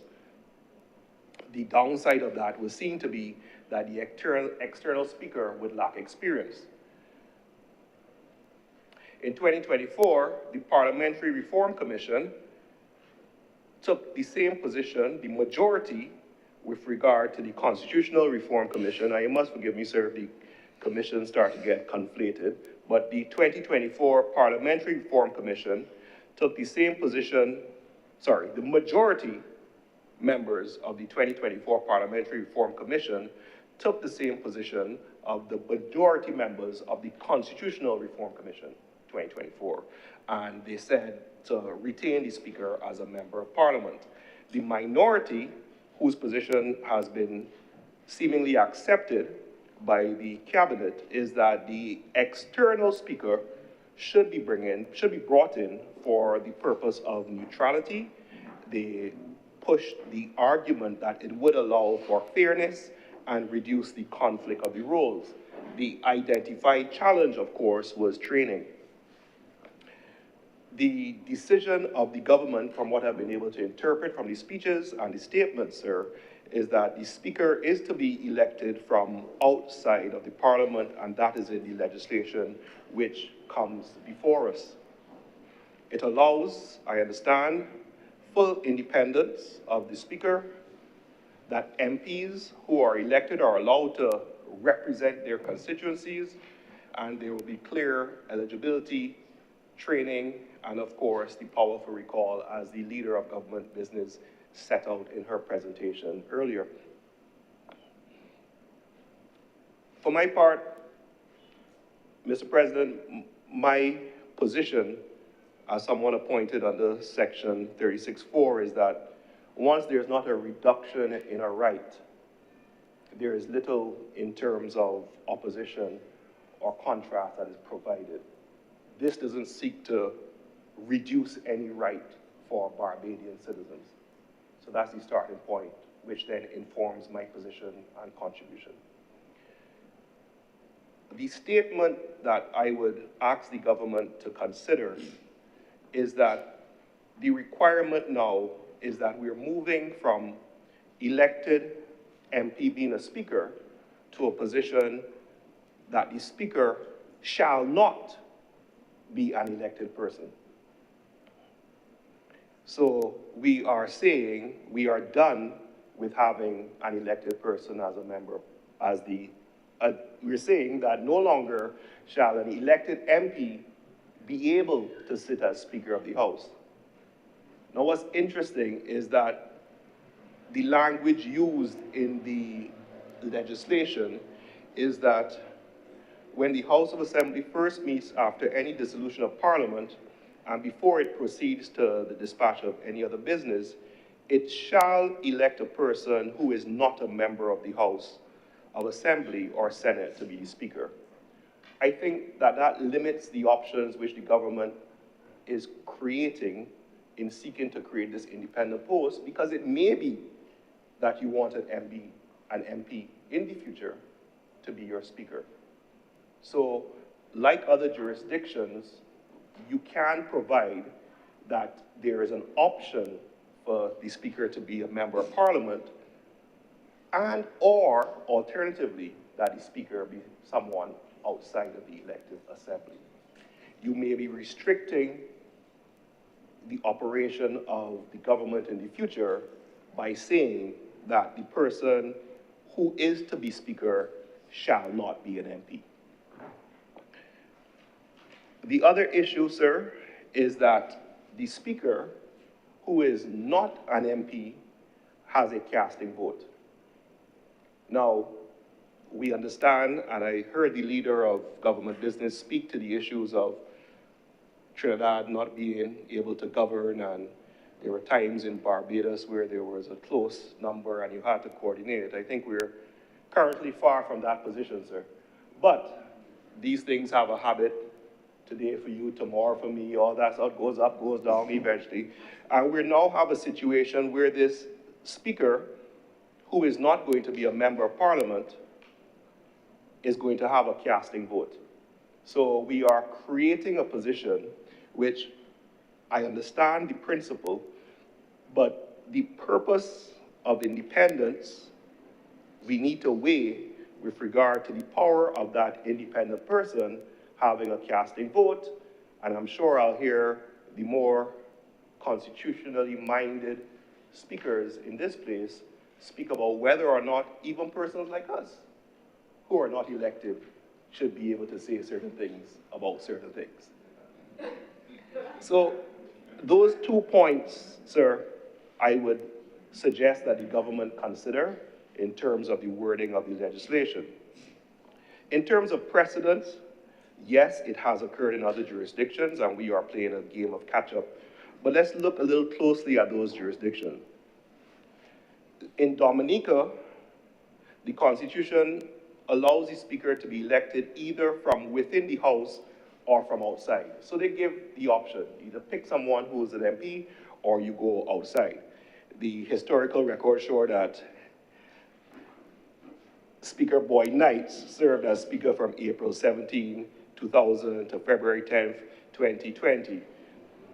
I believe there was some public discourse about that appointment towards the end, but Dominica is one of the Caribbean territories that actually exercised the power to elect someone from outside of the members of parliament to be speaker. I believe that provides an active case study if anyone wants to look at perhaps how things can go. In St. Kitts, it provides for the speaker and the deputy speaker that when the National Assembly first meets after any general election, and before it proceeds to the dispatch of any other business, it shall elect a person to be the Speaker of Assembly, and that person may be elected from among the members of the National Assembly or from persons who are not members of the Assembly but who are qualified. Again, you give persons the options. What we're doing is restricting it and saying we cannot have a member of parliament as speaker. In Trinidad, the Constitution under Section 50 allows the speaker to be again elected from outside of parliament, but in practice, say for the example received from the leader of government business, most speakers have been current or former MPs. A fun fact would be to look at the current speaker in Trinidad as it currently is constituted. So, sir, we also see examples that when speakers now come from outside of the member of parliament pool as such, they don't have a casting vote. That, I believe, even out the concerns of persons who are saying you have a non-elected person having this level of power. I believe, sir, that we also have an example in Guyana under Article 56 that the Speaker of National Assembly may be elected. So you see all this language, sir, that you have the option. What we're doing is restricting ourselves to having someone outside of the members of parliament, and this person has a casting vote. The precedents I have seen is that, yes, the Caribbean jurisdictions provide for either within or without, but they also limit the ability of someone without to have such a powerful casting vote. The concept is whether, is it a bridge too far, or can we do a simple amendment to have it capture both positions? Now, in the UK, I don't know, do we say we like to follow or we don't follow or rely on the precedent? The understanding is that you have a speaker who is independent, and the other parties, the major ones, don't run against the speaker. That's the understanding. We are trying to establish our own conventions as a new republic. I think we had a recent example of how we really need to have these conventions established for prosperity as such. And in the case of a speaker, we need to be mindful of what we are seeking to do while capturing the best of what other countries have done. So, simple question. Has the government considered the issue of the casting vote by a non-member, and what's the position on that? 2, has the government considered whether or not to allow flexibility for future governments, and indeed for itself, that you want to adjust the wording which says it shall be from outside of the MPs to give the option that it could be within or without in terms of the person who is selected as speaker. The principle, sir, I have no issue with. I believe that it certainly makes good sense. I believe it is something which encourages the independence of the office, but I believe that the 2 issues I've raised in relation to where the speaker is being drawn from and the casting vote is something which the government can give further thought to if they deem necessary. Sir, the proposal which relates to the attendance of ministers to debates in both houses, I think is an excellent initiative, and I believe it will strengthen the democratic process. To have, let's call it question time, or the ability of ministers, the AG, to respond to statements in the House, I think is an excellent idea and will allow for the development of all members of either place. It would also give the opportunity for an astute AG, Prime Minister, or Minister to showcase their experience and skill in dealing with any queries that come before them. Hopefully, it's actually done in that manner and that the standing orders are not utilized as a shield, as we see currently being done in other jurisdictions, where every question which is being asked is being blocked on the basis of national security or something of the other, sir. So I think that's an excellent initiative. Finally, in relation to the change of the constituency threshold, moving it from 115/85, which is a pretty decent blood pressure reading, to 120/80, I understand that this is necessary so that the EBC does not have to adjust the number of constituencies. I heard the contribution of Senator Maladu, and we do have a lot of constituencies, and we do have a lot of representatives, and there was a time, I believe, when this government was against big government. I could be wrong. I could be wrong. You know, history and memories and things, I can't recall, sir, but we do have a pretty large government. Whether reducing the seats will actually reduce government, I don't necessarily think so, because you can still appoint someone from somewhere else to sit as a minister, sir. But I believe the intention is one which allows the EBC to get on with their business. And speaking frankly, if there are any concerns about, let's call it gerrymandering, I don't think that's an immediate pressing concern in terms of how things sit. So all in all, sir, I support the legislation. I believe the two questions I have raised are relevant for the purposes of this discourse, and I look forward to hearing the government response and rationale, as well as if consideration should be given to moving away from such a strict shall in terms of where persons are to be drawn from for the role of speaker. Before I close, the philosophy which you hear today is based on a philosopher who recently passed, a good friend of mine, Miguel Kisto, and he always said that it's not hard, but you have to try to be fair. And in trying to be fair in my contribution today, I believe that I have captured the ethos, and I urge the government to consider the representations made from that aspect. I thank you, Mr. President. Thank you very much, Senator Boyce. Senator Gregory Nichols. Mr. President, I'm grateful for the opportunity to contribute to the debate before this chamber. The bill under consideration requires us to pass an amendment to the Constitution. And it's not unexpected that we would have a lot of concerns in the public domain. But, sorry.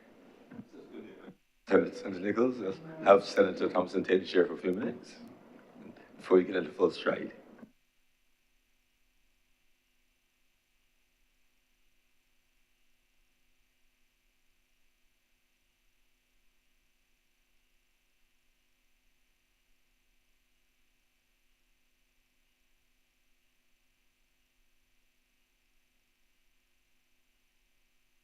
Senator Nichols, please. I'm obliged, Madam Deputy President.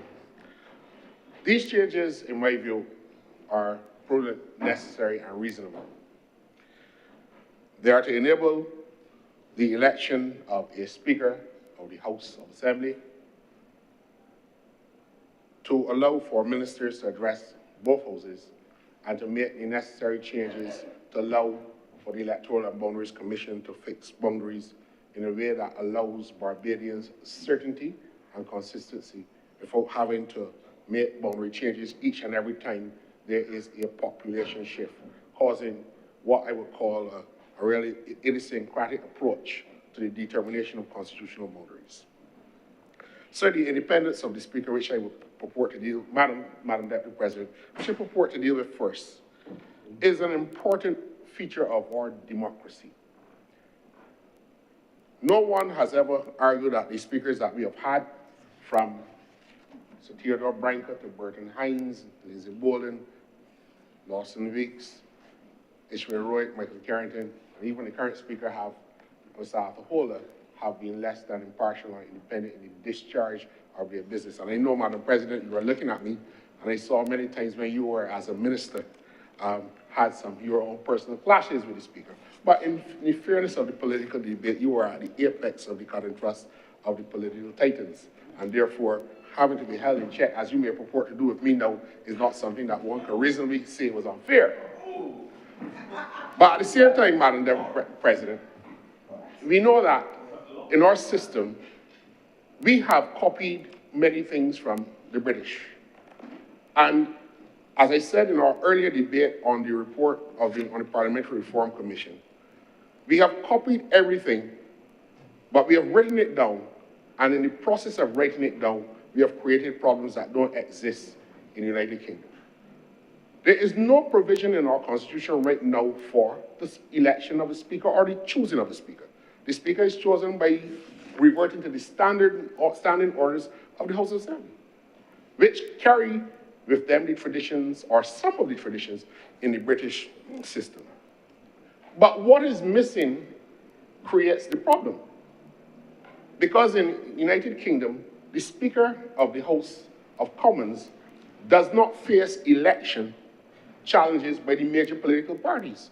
Once that person is elected Speaker by the members of the Commons, the major political parties do not stand candidates in that seat. That person is returned after election, no matter which government wins the election.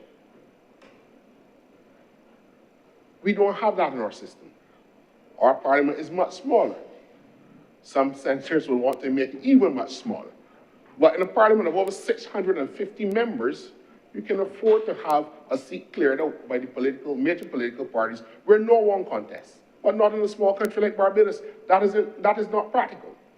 And one of the things that we have not spoken about is that the fact that that person who is elected by the members or the people in the constituency has no voice in any single debate for the ensuing 5 years or how long ever the parliamentary term lasts. And that is unfair to that segment of the population. So while we have copied part of the English system, we even drive the speaker. The two leaders of the political parties, Prime Minister and opposition, drag the speaker in our system to the chair.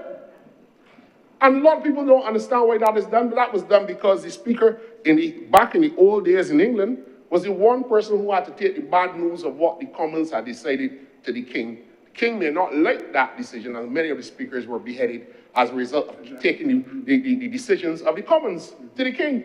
But we are still in 2022. Last time we convened a new session of Parliament, dragging our speaker to the chair, like if the president of our republic would ever have such a sentence to pronounce. So that part of our process of parliamentary reform requires us to update our constitution in ways that do not require wholesale reform of the constitution. And what I want to do in this debate is to quell this continuing notion that the only way you can alter the constitution is by wholesale reform. And that wholesale reform of the Constitution is the only thing intended by Section 49 of the Constitution. They are not mutable or fungible. You can have constitutional alteration, and that is the proper terminology for it, because that comprises a number of methods by which the Constitution can be changed. Amendment is only one of them. And you can have wholesale reform. The government... Sorry.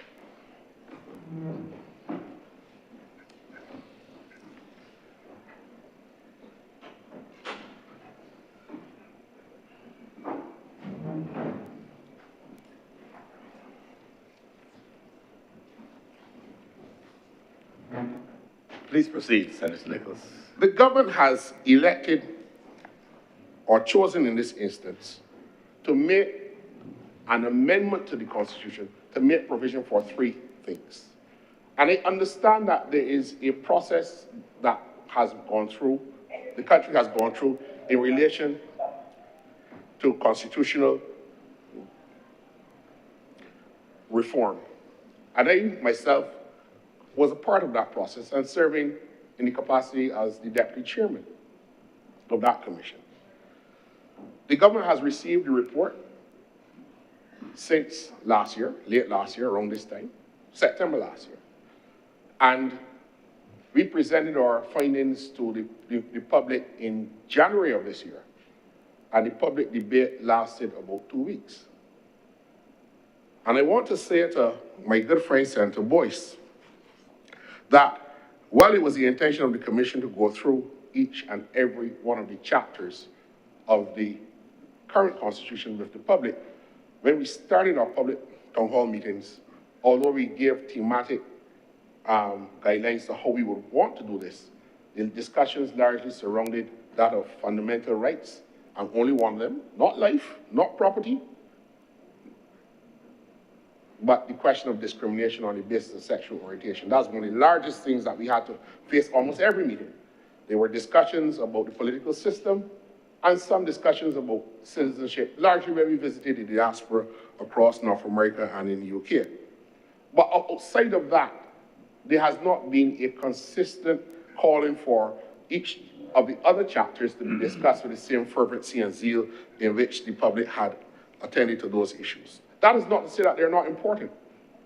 But I understand that the government has asked for other things to be done. Certainly, coming on to the end of the tenure of the commission, Mr. President, the Trinidad Constitutional Reform Commission report was published. And we saw that it contained a detailed set of provisions as it relates to the civic responsibilities of the people of Trinidad and Tobago. We thought, or some of us thought, that we should engage ourselves in that discussion. But to do it after we had closed the public consultations would have meant that we would have delayed our submission of the report, which we intended to do in September last year. But at the same time, it is the position of the government that while you are bringing a new constitution to the people, you can't only settle what are the rights of the citizens and what are the obligations of the state as it relates to those citizens without attending to the issues as to the civic responsibilities of every citizen of the country being a citizen of the Republic of Barbados. And that is a noble position, and I understand that the government has hired a consultant to deal with that issue. It is part of the new cut and thrust of constitutional reform across the globe, and if you look at any indice that is looking and marking constitutional progress and constitutional reform across the world, you see that that is a new element of the structure of governance and citizenship responsibilities comes in very large there. And that is something that we have not dealt with in the report, and it is being dealt with now. Mr. President, I keep hearing this notion that the government has failed to bring a Republican constitution. And I somehow think that it is time that we need to return to the teaching of civics and social studies as mandatory exam topics in this country. And you're going to hear that from people who do not understand these things. A republic is something that we have always had, in my respectful submission. And if you talk about systems of governance, anybody who want to tell you in practical terms that we were a monarchy for 1966 must be able to explain what then is independence. Because certainly the British monarch had no residual powers to rescind any acts passed by the Sovereign Parliament of Barbados. But what we had was a massive contradiction where everything was done in the name of the British monarch while we were saying that we were independent. So that no political theorists worth their salt, except those who practice between 12 and 1 o'clock every day on the public radio stations, will ever consider that Barbados was anything other than an independent Republican state. But we couldn't take we could not claim for ourselves that we were a republic because we decided to retain the British monarch as our head of state.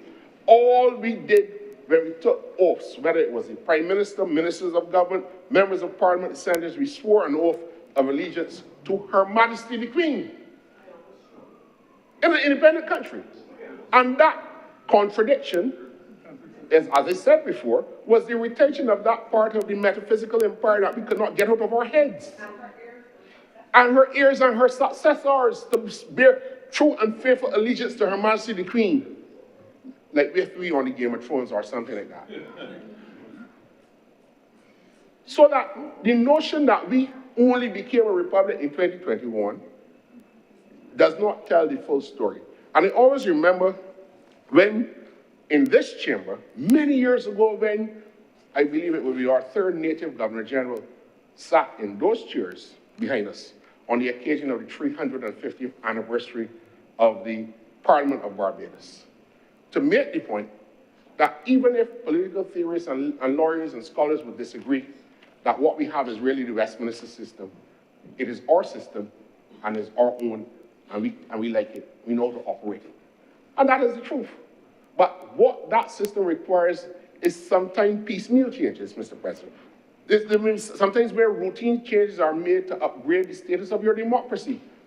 That is not the same thing as constitutional reform, which is a much broader concept of restructuring and deconstructing the Constitution. You might build back the Constitution on the same scaffolding and foundation as presently exists, because experience would teach you that there are certain things that work well and you do not need to change them, even though there are bright, shiny objects out there in the world as examples. We might want to try that, but experience tells you if it isn't broke, don't fix it. So we might want to have an executive president. We might want to have elected Senate. We might want to have, a system that they have in the United States or the state of California, or something that is out there bright and shiny. But our collective experiences, we have a mix of what the British have. But what we want to do when we're dealing with constitutional reform is to interrogate whether or not it fits the purpose of the democracy that we are building. And that is the fundamental question. That is not the same, Mr. President, as making amendments to the Constitution that are required at this specific time. So we have this debate now going on in the country that the only way that you can touch the Constitution is if there's wholesale reform. I don't understand where that comes from, but people watching too much CNN, because the American Constitution, where that theory comes from, was largely constructed in a way where to safeguard the interests of the smaller states against the big states, that you made it difficult for constitutional change to be. So the Electoral College that they talk about as unfair, as undemocratic, the United States system can't be changed because the Constitution of the United States was not made in a way to allow for change. So they do it by amendment, and in order to get an amendment, each state must vote on it in the legislature, House and Senate, all 50 states, and then in the Congress, you have to get a 2/3 majority of legislatures, of the Senates, in the state legislatures, and also in the federal government. But they did that because they had to construct a state at the time that was fit for them. But we're now trying to adopt, because I said we're watching too much CNN, or NBC or Fox, and we hear these things that you should not change the Constitution. But Section 49 allows us to do that. And it speaks to modifying, it speaks to even obliterating some of the very provisions. But it puts a process. So when you hear, Mr. President, that we agree in principle with it, but we have an objective, because you can only change the Constitution if you bring fundamental reform. You do fundamental reform, they call it in constitutional theory a constitutional health check. Suggested every 10 or 15 years, even 20 years. It's almost like you're passing the baton from one generation to the next to ensure that the systems of governance, the way in which we uphold fundamental rights, the way in which we look at the rule of law, the separation of powers, the protection of rights, again, I say that, are important. These things you look at holistically within the context of the society as it has emerged, as values change. Our approach to certain fundamental rights has changed over years. Only a couple months ago, this Parliament changed the law as it related to how we treat certain colonial crimes like wandering, where we lock up young people, particularly girls, in situations and put them into reformatory schools for the basic things that you can't even describe what wandering is. Apart from a policeman or some social worker saying, this child was wandering and therefore they have to be institutionalized. Our courts had to strike that down because our views on these colonial laws have evolved over time. So that to say that we could not change the law in conformity with the ruling of the courts, it meant that we had to come back to deal with the legislation, because that legislation was struck down by our highest court. Our high court struck down the legislation that we passed on bail. We had to come back by way of constitutional amendment to deal with that, to make provision for bail. So that the notion that we can only touch the Constitution by way of alteration, by way of full-scale reform, is a political gimmick, peddled by those who do not even understand the word constitutional law. Mr. President, we also have heard that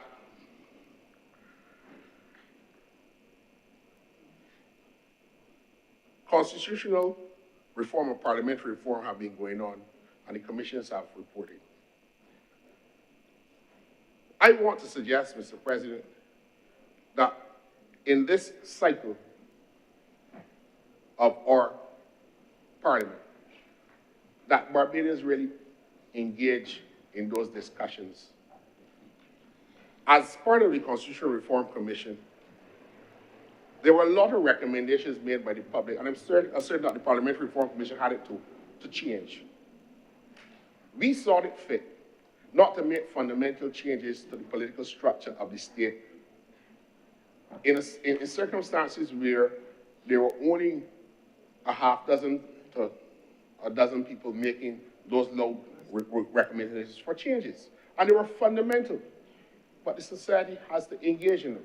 And I want to call again on those in the civic society to pick up the two reports and to begin discussions, begin debates among the schools. The service clubs and organizations can arrange for the schools to have debating essay competitions and that kind of stuff, because young people too must participate even more and more in this exercise, because even though the reforms that are contemplated or that are discussed might not pass muster in this place or in the next place, they are on the radar.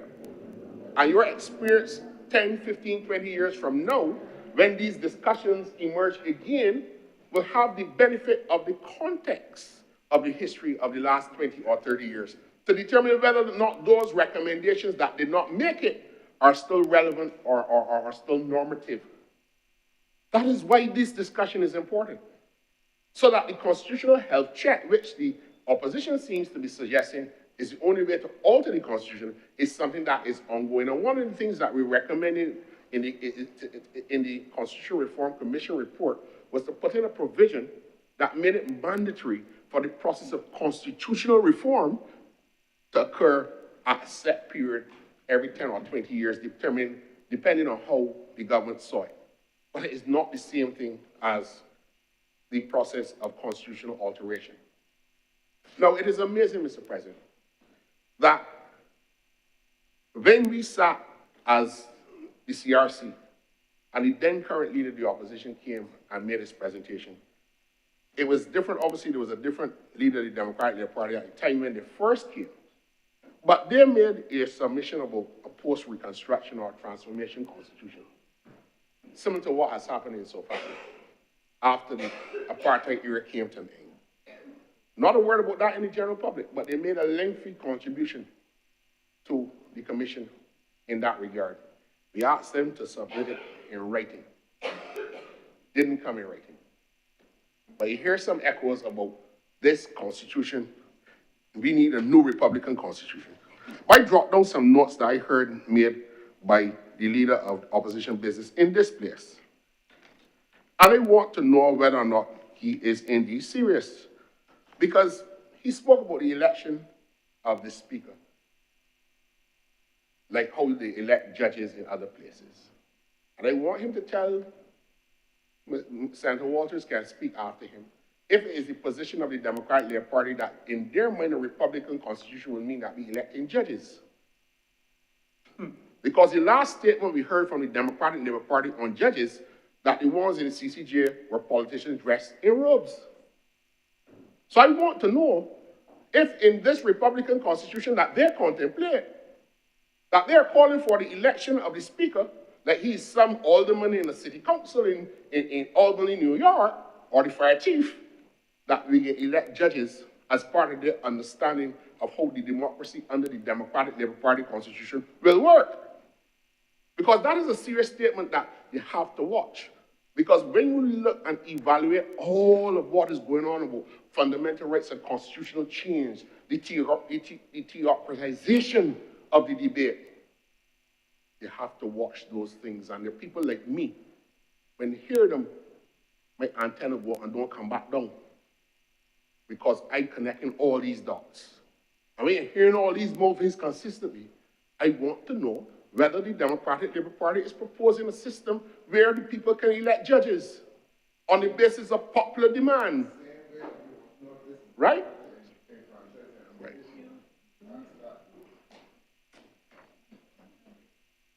I am straight instructions not to deal with you. Strict instructions not to deal with you. Not today. Not today. Mr. President, we also heard that a number of things that to me that actually really don't make sense, right? And I want to say to this chamber, the government is proceeding on a basis that, as the earlier speaker before me said, and the boy spoke, does not interfere or infringe with any rights.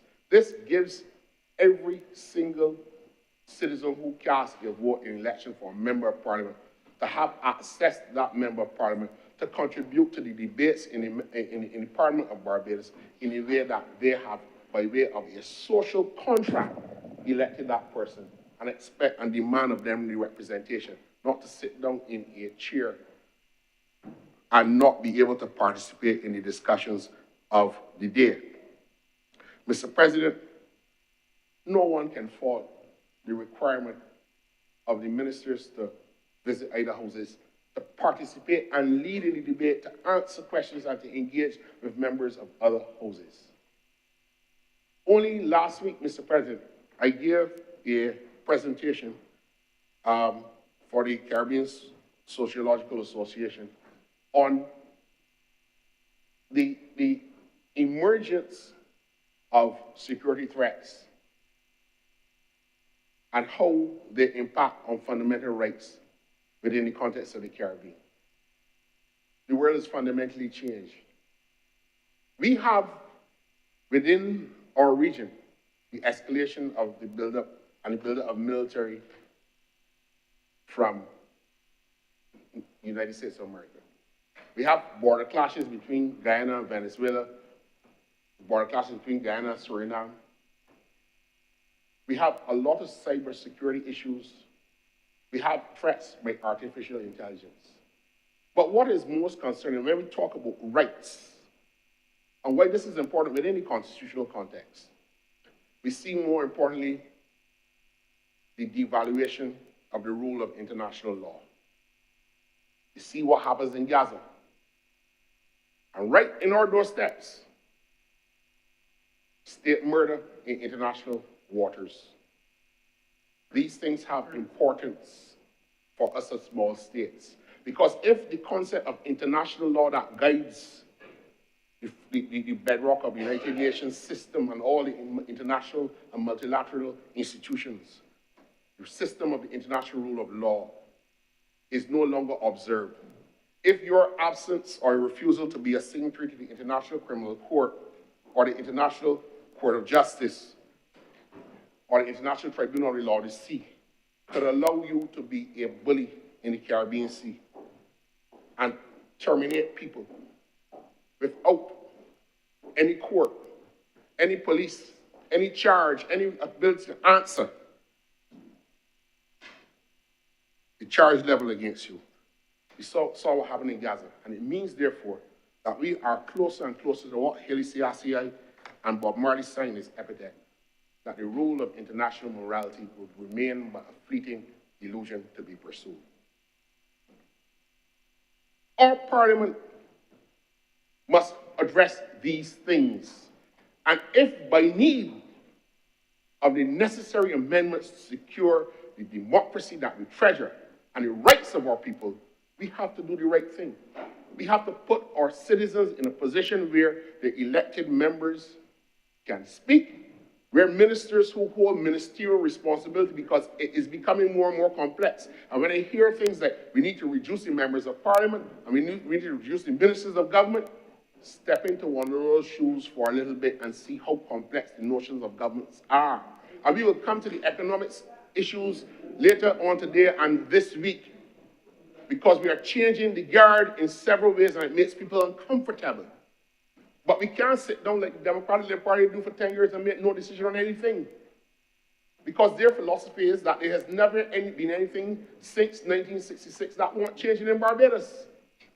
And that is why they, at the last 2 terms of office, have failed the country and have been kicked out of office in the certain majorities. Without any benefit. They can't call one sectoral improvement that they've brought since 1966. Or any major initiative. Have not learned or forgot anything since 1966. That is their mantra. But the country, and you hear this thing, we bringing it on the eve of Christmas. So what must the government do? Shut down? Make no decisions? Stop working? When it comes, we shouldn't be doing it in length. We shouldn't be doing it at Propover. We shouldn't be doing that. So what is the government supposed to do? Sit splendidly in isolation as a small developing state and do not make the critical decisions that are important for the benefit of the country and the country's systems of governance. They talk about constitutional reform and constitutional transformation and parliamentary reform. Never delivered. They talk about the republic.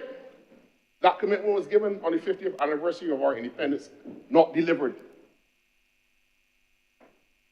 All the other reforms have to happen. Educational reform has to happen in a country like Barbados because the world does not owe us a living. Mr. President, I firmly believe, and I take the advantage of having the students of my alma mater here to close on these words. The words of the immortal, this is a proper closing, not repetition.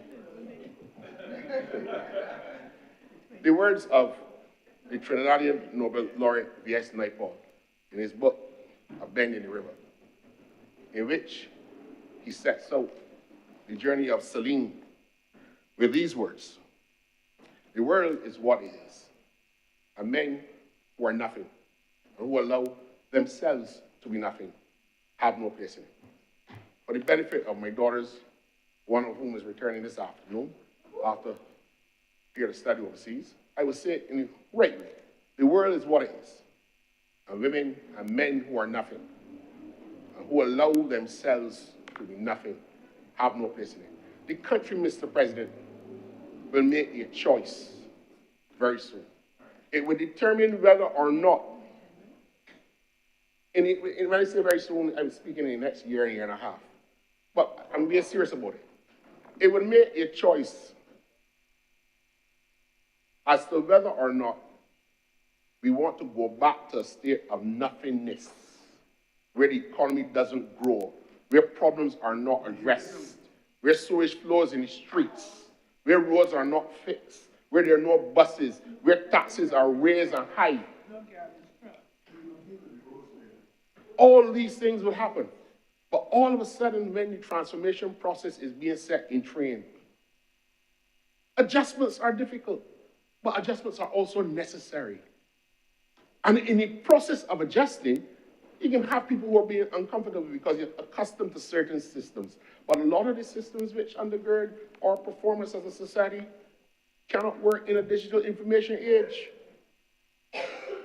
But we can't deny ourselves as a parliament to put ourselves in a position where the ministers who have the expertise in the particular area are able to guide and contribute to the debates. We can't put ourselves in a situation, Mr. President, where demographic change will mean that every election cycle the constitutions change.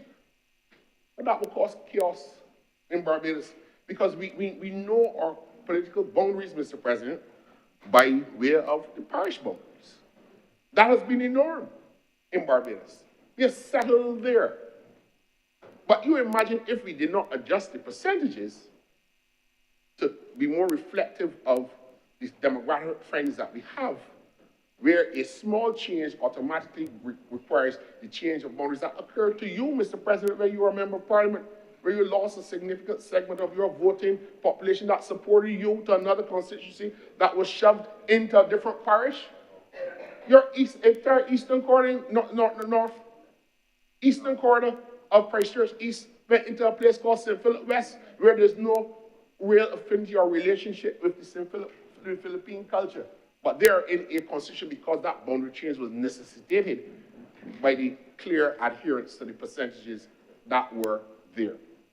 We broadened that framework to allow for the EBC to make the necessary changes where there is a greater shift in the population that merits a change and not merely adhering to a smaller number. But these are not things that need wholesale constitutional reform to do. They're really not. And to frame it in the context of we're trying to manipulate boundaries and all these kind of things, this is not a country that has ever respected gerrymandering or any attempts at it. We can go through the history. When they took Orange Hill off of St. James and put it in St. Andrew, them did that so that they could weaken crime. But it brought in Elby Brathwaite, who had run for 4 or 5 election cycles in St. Andrew and couldn't win. We've seen examples of that. And we have not had a lot of gerrymandering in Barbados. No, the people of our country will not accept that from a government. These are not changes intended to affect any particular boundary, to give any particular advantage. And as I wrap up, Mr. President, I want to assure the country, that the Labour Party will continue to be steadfast in its resolve to make sure that the interests of this country and its people are protected. We are not going to sit down idly by, we will make decisions, some of them will be unpopular, but we can make the right decisions from our perspective. Because we see a problem, we can fix it and face it. We see an opportunity, we can take advantage of it. We want to let our people rise. And as I said recently, Sir, Barbados must win. No one wants to see Barbados fail. We will win. I'm obliged to you, Mr. President. Thank you very much, Senator Gregory Nichols. Senator Tate.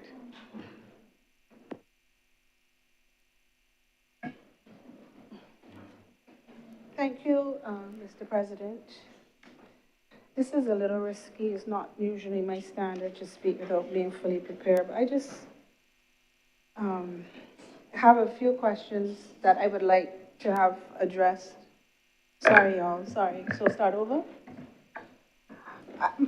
Mr. President, I'm joining this debate because as usual I have questions. I don't have anything to highlight other than queries. We are here today to deal with some constitutional amendments. So my first concern, Mr. President, is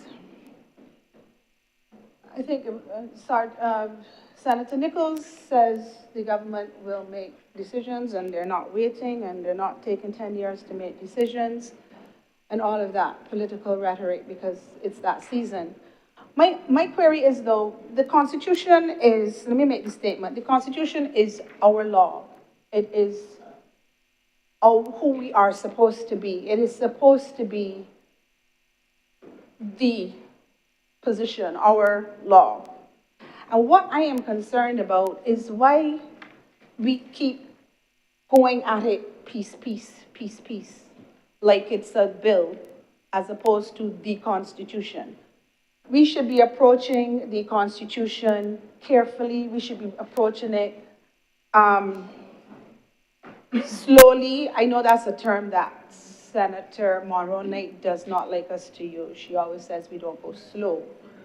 But we should be clear when we are going towards the Constitution. So my first query is, we had a Constitutional Reform Commission that dealt with constitutional amendment, but we haven't seen it here yet. And so are these proposed amendments a part of that commission's remit? Is it that the commission, where's the report? Because amendment, to my mind, would be, I was expecting if we're going to be tackling a constitution that has been around for some time, that we're going to do it holistically. We're going to do it after public discourse, public debate. Piecemeal sounds or feels like a rushed thing, an unsure thing. And I'm looking at these two amendments and I'm looking for the earth-shattering urgency of either one. Now, one can argue, depending on how you look at it, that the one that's dealing with the speaker may be earth-shattering and urgent depending on when the bell is rung. But by itself, it's not urgent. And the one that allows the, in my opinion, let me add that, in my opinion, it's not urgent. Not to the point where we're doing a constitutional amendment on the 15th of December 2025 before Christmas without discussion, without bringing in the public, without the commission's input. It's not before us. The Parliamentary Reform Commission has come before us, but from my recollection, the Constitutional Reform Commission, notwithstanding we have members of it sitting with us, is not here. So my question is, why? Why are we messing, my word, with the Constitution with two not very important, to my mind, amendments for something as important as our Constitution? Now, whether it's a republic constitution, as referred to by Senator Worrell, or if it's a constitution, it is the ultimate law of Barbados. It is not something to be trifled with. So that is my first question. Why? Why these two? what about more important things that we could be dealing with the Constitution? So that's my first question. Secondly, if we're coming with an amendment, where is the detail? We have no information. The information that comes with this proposed amendment, let's deal with the speaker, has no procedural detail.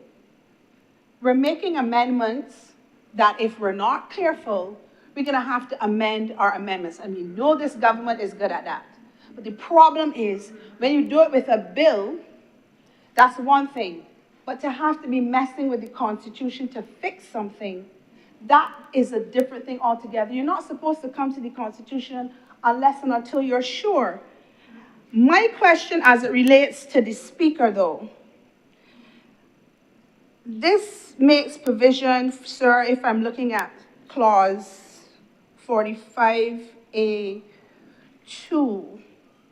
and I quote, sir, when the House of Assembly first meets after any dissolution of Parliament and before it proceeds to the dispatch of any business, it shall elect a person who is not a member of the House of Assembly or the Senate to be Speaker. And whenever the office of Speaker becomes vacant for any reason other than a dissolution of Parliament, the House shall, as soon as practicable, elect another such person to that office. Okay, we have that. But Mr. President, the person shall not be a member of the House of Assembly or the Senate. But is this person, I believe it was the leader of the government business spoke of an independent speaker. So what does that really mean? Because it's not defined here from what I could see from my quick glance. Sir, I just became aware of the legislation this morning, having only been sworn in on Friday. So, sir, does independent mean, well, no, let me ask the question differently. How soon before a person is not a member of the House of Assembly or the Senate can a person be qualified to be the speaker, this independent speaker, sir?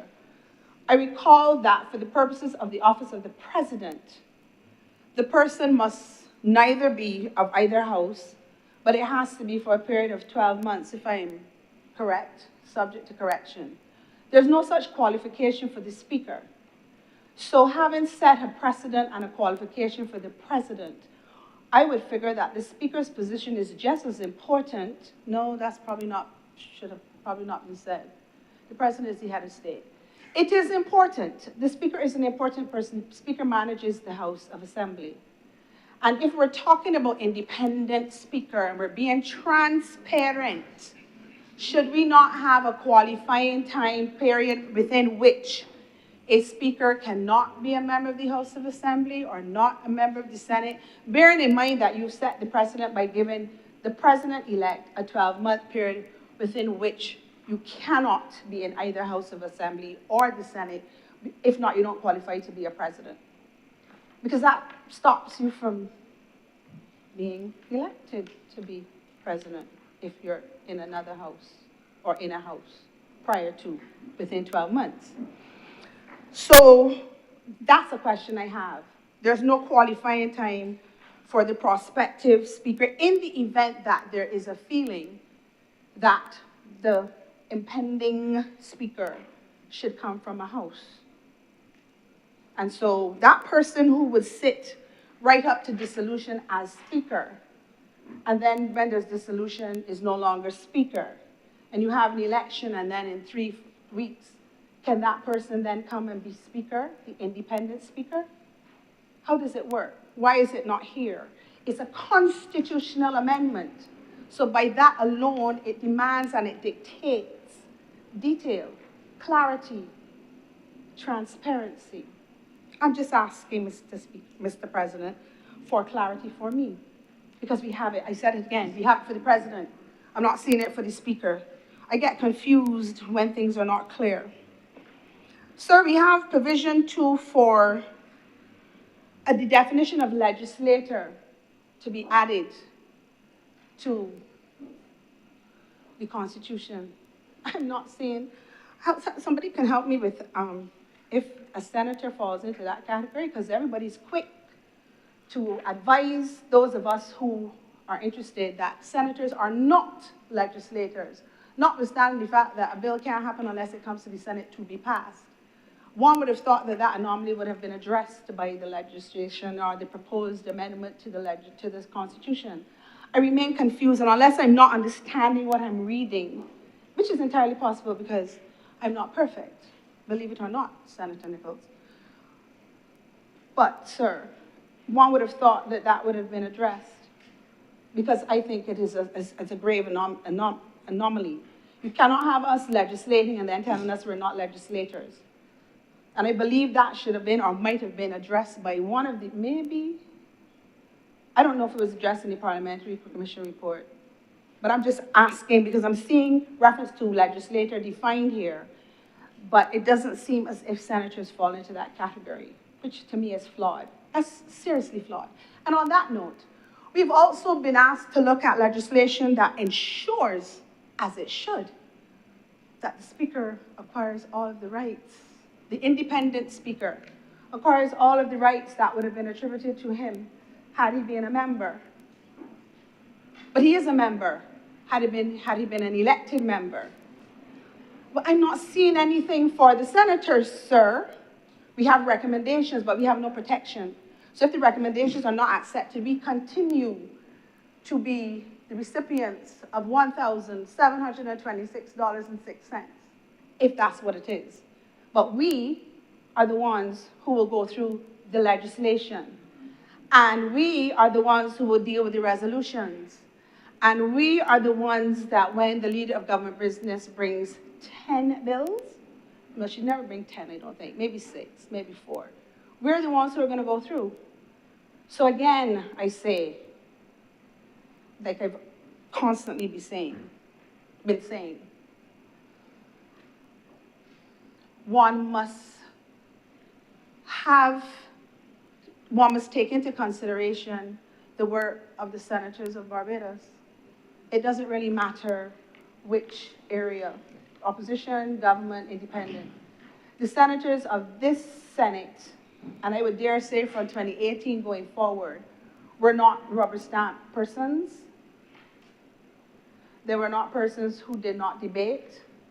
They were not persons who did not send things back to the House to be sorted. And therefore, you cannot continue. And here's the thing. You are dealing with amendments. So let's deal with important amendments. And I will continue to say that the remuneration of senators and the ability to include that into a pension scheme is important. Because not to do so is to totally belittle the work that is being done in the Senate, the Honorable Senate of Barbados. I am confused. If you're going to amend, even though you shouldn't be, let's make holistic, let's make amendments that make sense. Okay. Finally, sir, I hear we're allowing the ministers to present. If you're in this house, you can present in the other house, in the other house, you can present here, and the AG can present everywhere. My only concern is this, sir. It sounds really, really, really good. But this is only going to be effective if what is asked and what is raised and what is suggested to be changed is actually done. Because by the time we get it here, it's already a done deal and it's usually just to be passed. So passing this legislation and amending the Constitution to make it work and then nothing is done to really make it work and to make it effective is a waste of time. And you're, again, trifling with the ultimate law of the land. That concerns me, sir.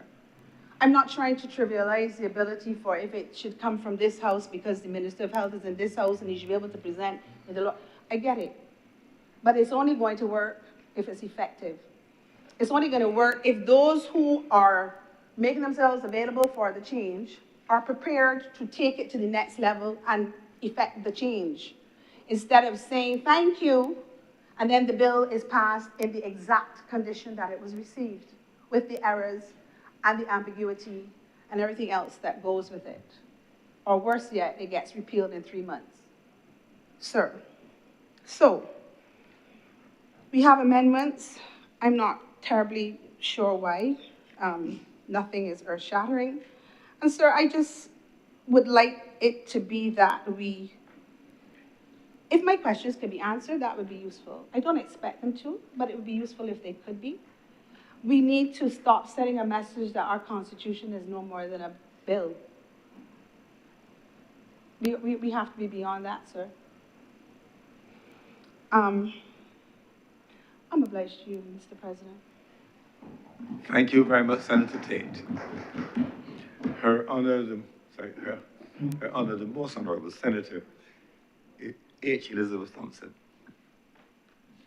Thank you very much, Mr. President. I should like to begin by recognizing the students of the St. Michael's School, where I had the honor to go. In those days, it was the St. Michael's Girls' School, but boys came after I left, long, long ago. I wouldn't even tell them what year I left school because they would be in such shock.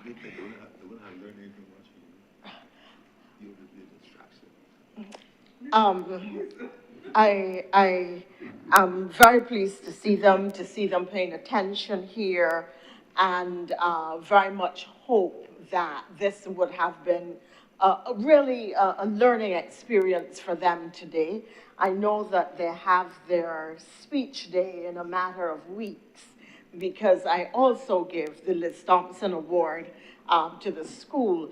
I alternate between public speaking and exceptional writing. And I think last year we did public speaking, so this year is writing. And perhaps, I don't know if anybody in here would be the recipient of the prize, but I trust that the fact that you are here means that you are people who do have an interest in public speaking and public affairs, and that you will continue to nurture that interest in a time when so many people are content to get snippets of news and preferably truckloads of gossip from social media rather than serious discussion about national and international affairs.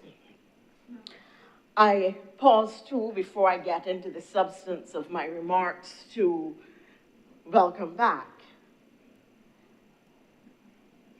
the Honorable Senator, the Honorable Monique Tate, who truly, had she left us, I would have missed the Goldilocks, the constant smile, and the lashes delivered with it, with the smile. So it is good to see you. I am particularly pleased to welcome Dr. Kenneth Connell, whom I knew as a little lad, rambunctious, to use a good Bajan expression, the apple of his parents' eye. I knew his dad, I know his mom. In fact, I had many a pleasant afternoon with her, eating pudding and sauce and laughing and talking with Gwyneth Squires about matters of politics and culture. So I can only imagine how my girl is purring today. And I join with her in congratulating her on his achievements, and would that her dad, his dad, could have seen this. But I'm sure he is smiling too. I have to confess that it is one of my many minority opinions on the Parliamentary Reform Commission that brings us here today, and I equally, the Parliamentary Reform Commission, yes, and I equally confess that it is with a certain amount of, and I'm not sure if it's an equal part, flattery, honor, and surprise that we are in fact taking this one amendment as the first of what I hope will be the significant changes that have been recommended over the course of the report. I want to start because some questions have been asked about the meaning of an independent speaker, and to try to give you some context, even though some has been correctly put, as to why I felt it was important. And in that minority opinion, I was joined by Dr. Richard Ishmael, who was persuaded by my arguments.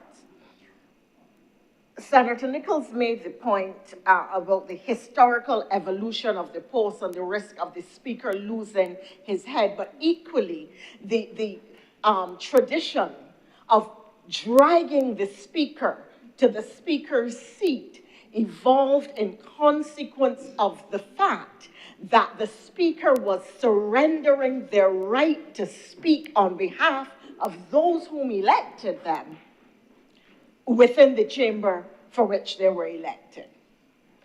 I always found it a most peculiar thing that you could have a tremendous amount to contribute to national discourse, that you would want to fight on behalf of your constituents, to articulate for their needs, to advocate for challenges within the social-cultural and social-economic boundaries of the constituency, but that you were prevented from so doing because you were sitting in the chair and must maintain silence. In fact, His Honor Speaker Rowett had the habit of giving a little smile if there was a debate going on the estimates, for instance, or the budget, and they were speaking about road repair or new buses or new bus routes. He would smile and say, I hope this is going to pass through, and he would identify an area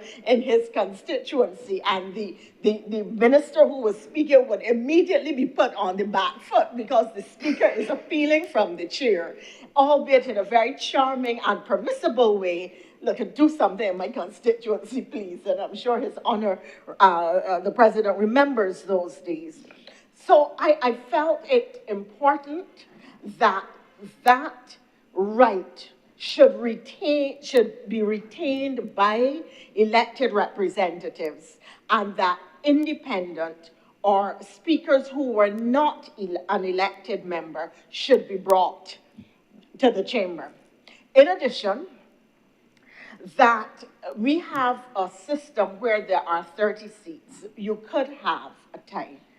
And it has been our experience in the past with a 14-16, a majority of 2, that there has been great difficulty in convening meetings, in having certain bodies meet, in getting somebody to sit in the chair, who is to go on holiday, who is to leave on government business, whether they can or cannot. It really became very, very difficult from a functional perspective. And I had in mind that that should never occur again, because you cannot anticipate how people will vote. And in setting the minority opinion, it was also my view that we should have a situation where there would always be an uneven number of seats in the House, so that it militated against, in 2 ways, you're having these potential conflicts of a speaker who is elected and can't speak for his constituents, a speaker who is elected and has to take the chair, and then you have difficulty with numbers in the chamber in matters that had to be voted on and so on. And that was in the forefront of my mind when I led that minority opinion. And Dr. Richard Ishmael joined with me. What is an independent speaker? An independent speaker in this context is one who is not elected and a sitting parliamentarian. It has no wider meaning than that, because I imagine that persons may or may not have experience, or who come to the post for the first time may have to learn on the job, as indeed you do, or get training. So it is a person who is not elected and sitting in the chamber at the time of their election as speaker. It is not complicated. In fact, when you ask about what does independence mean in the context of our parliament and even in the Senate, I heard the honorable senator just now asking about this matter of independence and what is important or not to define independence. We have had in this chamber And I certainly wish Dr. Crystal Drakes well as she journeys onward. We have had a senator move from an opposition at the beginning of an election and by the end of an election was being classified as independent. Does a tiger change their stripes? So this notion that you have to have some kind of ultra independence and that it has to be defined in particular ways. If not, there can't be transparency. If not, there can't be good functioning and so on. It's really interesting, but not realistic in the context of Barbados and our political experiences, our recent political experiences, and the proximity of persons posing the question to persons who made this amazing transition from opposition to independence in a matter of days. And the reality is that in a small society, you have people of limited, you have a limited talent pool. There are not going to be lots of people out there with the experience or knowledge of parliamentary affairs who can immediately walk into the role of speaker. So let's not persuade ourselves that there's a large number of people out there and that there will be 40 that will apply or 40 that will be considered, and you can narrow it down, shortlist 12, and then go down, reduce further from that. It is not going to happen like that. In fact, we have had in this country somebody move from the lower house to being a judge. We've had somebody move from the lower house to being a chief justice. And there have not been complaints about lack of transparency, about the separation of powers and abuses of the separation of powers. And in each case, one of the two people, one came from the Democratic Labour Party, and one came from the Barbados Labour Party. Some people may not even have the memory of the first person who made that transition from the lower house to a judgeship. Well, that's a third one, because you had Moe, you had Smith on the Democratic Labour Party side. But no, today the Democratic Labour Party is raising questions about when you create independence, what does it mean, and what are the implications of this? These are political maneuverings that seek to guide the public away from the real substance and content of the changes that you're making and the consequence of those changes. My view is that if you look at the legislation, this legislation allows for the speaker to have a casting vote in the recommendation or the minority opinion which I gave. That was not part of it, simply because with the House numbers at 31 or 29, you would not have had the issue of having a speaker who would have to have a casting vote. And it is not too late to ask ourselves, what is the optimum size of our parliament? I have to confess that when I first ran in 1991, the nature of canvassing was very, very different to what it is today. People expected to see you in their constituency and at their door. And the reality was that you could get there because people did not have guard dogs, guard fences, high walls, etc. And families would often be at home or near home. By 2008, when I left Parliament, even in what we call lower income communities, you could not get to people's front doors. And everybody had a cell phone. And when friends were coming by, they would call and say, "I out here, open the door." Otherwise, you would be ringing or calling, and people would think it is Jehovah's Witnesses or some other, or nuisances of some sort, and nobody looks out. You are out there begging, "Hello, inside." Miss B, nobody is paying you any attention at all, at all. So canvassing house to house really became virtually impossible, even though people still expected. But it also became further complicated by the fact that you had a much more mobile population, so that people were hardly home. When you went before, Granny would be home and Granny would tell you, look at George in the back, let me call you, hold on. And Granny would go and call George, and the children would be coming and looking and peeping, and the teenagers would be hanging out and so on. That was over, apart from the fact that you couldn't get there. When you asked Granny then for George, Granny would say, George? Oh, George had cricket. Well, you know, George was drinking last night, so you will see him, but yeah, no, he sleeping. And she would give you a name, and you would get all kinds of stories, but these are our social realities. So that before, you could have these large constituencies, or you could have smaller constituencies, because you needed to make contact with everybody. Now, people expect that you will send them messages via some social media platform. People expect that you are going to WhatsApp them. People expect that they will come out to mass canvassing events. People expect that they will be part of the massive public meetings, which have become huge social events. People are no longer no, of course we are talking about VLP public meetings, because while the honourable senator was talking just now about Senator Nichols not getting the opportunity to even speak until recently, I could not help but think that he does not even get an opportunity to talk to the Whistling Frogs in St. John's. By spending time talking about other people, not speaking and not getting opportunities to speak. But such is the opportunity when you get up, you say what you can or what you wish at the time.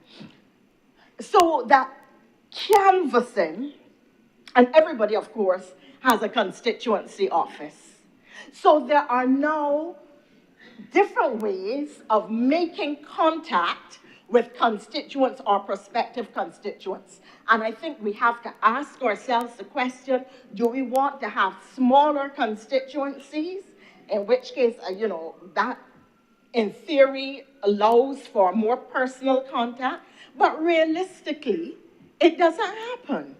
Or should we have bigger constituencies, because the type of canvassing and the type of interaction with members of parliament has changed and continues to change, not because our parliamentarians are not necessarily as attentive, but because the social practices and the social norms and the way communities behave, line, have recreation and live have all changed significantly over the course of a decade and a half. So that raises the question of what is the optimum size of a constituency? Would we want to shrink constituencies in order, when I say shrink, collapse constituencies and make them larger? Because there are some constituencies, and it is interesting, the demographics in the country. You have St. James South, nearly 11,000 people, running between Claremont, Holders Hill, Paradise Heights, and going northward toward Redmond Village. You have St. Philip North and South. Well, I don't know the boundaries as well. Again, close to 11,000 people. But you have, I don't think you can find 5,000 people in the city. There are other St. Michael constituencies that are collapsing in terms of size because people are moving. St. Thomas used to be a large rural constituency with stable families and populations, where when you went down the street, and I've had the opportunity to canvass in St. Thomas, you go down a certain road, they will tell you, oh, look, up home or down home or mine there or so and so, because everybody on the avenue is related. Everybody in the gap is related. No more. St. Thomas is now a lot of middle-class people, no particular roots to the community or the constituency. They've come from other places. It's very, very urban, very middle-class. It is not the kind of constituency that it used to be in the past. And those who are going to attempt to represent it should take note that voting patterns in the constituency were not what they used to be. A word to the wise is enough. So because of these demographic dynamics, or dynamic demographics, depending on how you put it, the question of how we are going to organize constituencies in the future does, in my view, arise. In addition, the question of, we had really a very interesting political event over the course of last week when two senators who are independent chose to offer their resignation to the president because the president was not the president who appointed them. Now, when we are talking about shifts in our constitution and shifts within our parliamentary process, I think that this is another question at which the government may in time want to look. It certainly was a matter that I intended to deal with as a member of the PRC, and it just slipped me and I didn't realize it till after the report was written and it was too late. Our constitution as currently structured, once you are appointed as an independent senator, there really is no removal mechanism. And the idea behind it is that the independent senators really should be allowed to have some degree of autonomy and independence.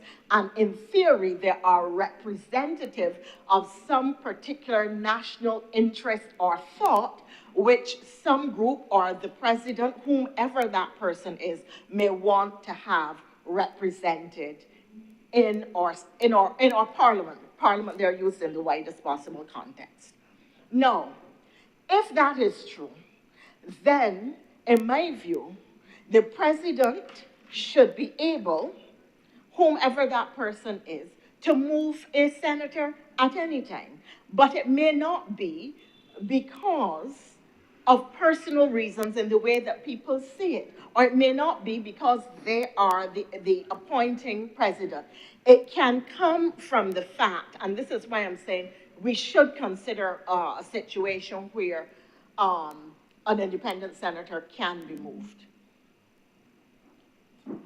Let us assume that President X, and I am deliberately not using a name, let us assume that President X appointed a medical doctor who was a COVID specialist to the Senate in a situation of a national crisis and epidemic. Let us then assume that that national crisis comes to an end. It is no longer a difficulty. You don't have the degree of death and disability or risk and so on. And so the person serving in the Senate, the primary reason for their appointment really has ended. But let us assume then that there is a series of cyber attacks on the country. The president may decide, look, COVID is no longer a problem, but these cyber attacks are a problem. I would like to change my senator. But the legislation, the Constitution as currently structured, does not allow even the appointing president that flexibility. And therefore, it is something that we should consider and at which we could look in the future, because it does have implications for, let us assume that the person was appointed by President X on the advice of the Manufacturing Association. But let us then assume that the person left the Manufacturing Association and is no longer a member. How can they represent the Manufacturing Association's interests in the Senate if they are not even a member of the Manufacturing Association anymore? So these are things that I see and they looked at with keen interest, but I really believe that this is something to which we need to give thought, because while you want to retain independence, and I understand the reason for that, there also has to be some degree of flexibility which represents actual changes, both in terms of the appointing officer, in terms of national conditions or national interests, which you may want to hear reflected in the Senate at a particular time, or the interests of a particular body, institution, or organization whose voice you want to have, but who the named representative, for whatever reason, no longer truly speaks on behalf of. There are other minority opinions that I have made, and I would hope that over the course of time, we can see more of them here. I am particularly keen, and I think it is important for us to look at some of the mechanisms in the report that really seek to expand the voice of the average citizen and the true advocacy allowed and representation allowed within the context of our democracy. One of the recommendations was that average citizens should be able to lay questions and issues for consideration by the House of Assembly, and that the House of Assembly, once it is certified by the Speaker, should be able to debate issues that citizens feel are of importance to them. Not legislation brought by the government, but things that citizens think impact their daily lives. It is a way of keeping government more accountable. It is a way of broadening the voice of the citizen. Equally, there was a recommendation that any member of Parliament could bring a matter to the House that affected something in their constituency, therefore challenging other ministers, challenging the government to deal with a local issue. Many a time, I know that parliamentarians have issues in their constituency that they are tired begging their cabinet colleagues to address quietly. But they would value the opportunity, because sometimes they would value the opportunity to make their advocacy public, because sometimes constituents truly do not recognize that you have been advocating for them within, to your cabinet colleague, to the minister, responsible, etc. And they feel that the fact that they have not heard you speak about it, and in fact your membership of the cabinet may act as a constraint on you speaking out about it in public. The fact that they haven't heard you speaking about it in public, they interpret that to mean that you really ain't care nothing about them and you have not been speaking about the issue on their behalf. So the opportunity to challenge ministers, the opportunity to bring issues as a parliamentary representative, even if you are in the cabinet, before the House, on that it is a matter of constituency or national importance, and have it debated, have it litigated in that court, the highest court in the land, is an important mechanism that we also wanted to give. I very much support the idea embedded now in the draft, in the bill, that ministers should be able to move freely between the houses, and I hope that that means we will be able to see the ministers also in the well of Parliament at the time of estimates, so that we can hear from the entire cabinet what the issues are and hear ministers present in that forum, because that is one of the more interesting additions to how we do our business in terms of estimates that the public enjoy and to which they pay close attention. So I hope that we can see that. Equally, now that we have the young people in here, another recommendation, we were very concerned about the fact that there was no youth voice in the parliament and that you could vote at 18, but that you could not be elected. And our view remains that if in fact you can get enough people who want to vote for you, then that is something that should be considered. I will not repeat all of my minority opinions. There were many. And it wasn't that, perhaps I should frame it the other way, rather than in the negative, frame it more positively. I was very mindful of the fact that I had different views from the majority of the body as to how things should be done and as to changes that we needed to make. And I felt that we needed to make changes that allowed for greater empowerment of the citizens, of individuals, of parliamentarians. And having served, I felt that their terms and conditions, including those of senators, needed to be improved. So that I was mindful too that it was important to give government choice.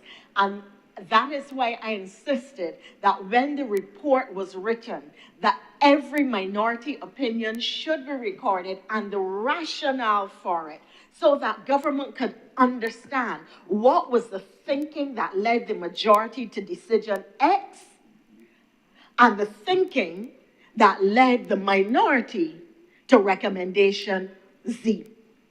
I think that we were able to do that. And the truth is that I recognize that some of the things that I suggested or recommended or the points on which I differed may attract the attention of various groups in the society.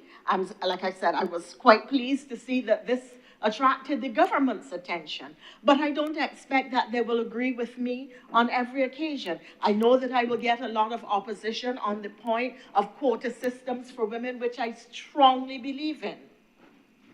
Or, to say grammatically correctly, in which I strongly believe. Yes, indeed. I will not mislead them. In which I strongly believe, not strongly believer. Bad grammar, bad. So I don't expect, but at least the government has the benefit of my thinking and the thinking of everybody else who made minority opinions. And the government has choice. That is the important thing, that the government has choice and we have been transparent in conveying our rationale so that any member of the public can see and understand what we decided and by what means we got there. This notion that judges should be elected as in the United States, I do not at all agree with. You can see how partisan judges in the United States are, and you can almost, depending on who the government is and who has been appointed, predict the outcome of decisions and how rights shift according to the political perspective that is the dominant perspective at the time. So I am not going to support. We have not, this thing of electing judges. I can't say that we have found anything wrong with our system so far. There are some judges who have been excellent ones, and there are some who have not been as good, and that is the nature of any profession. But by and large, I think that our judicial system is one that is respected, and long may it so remain.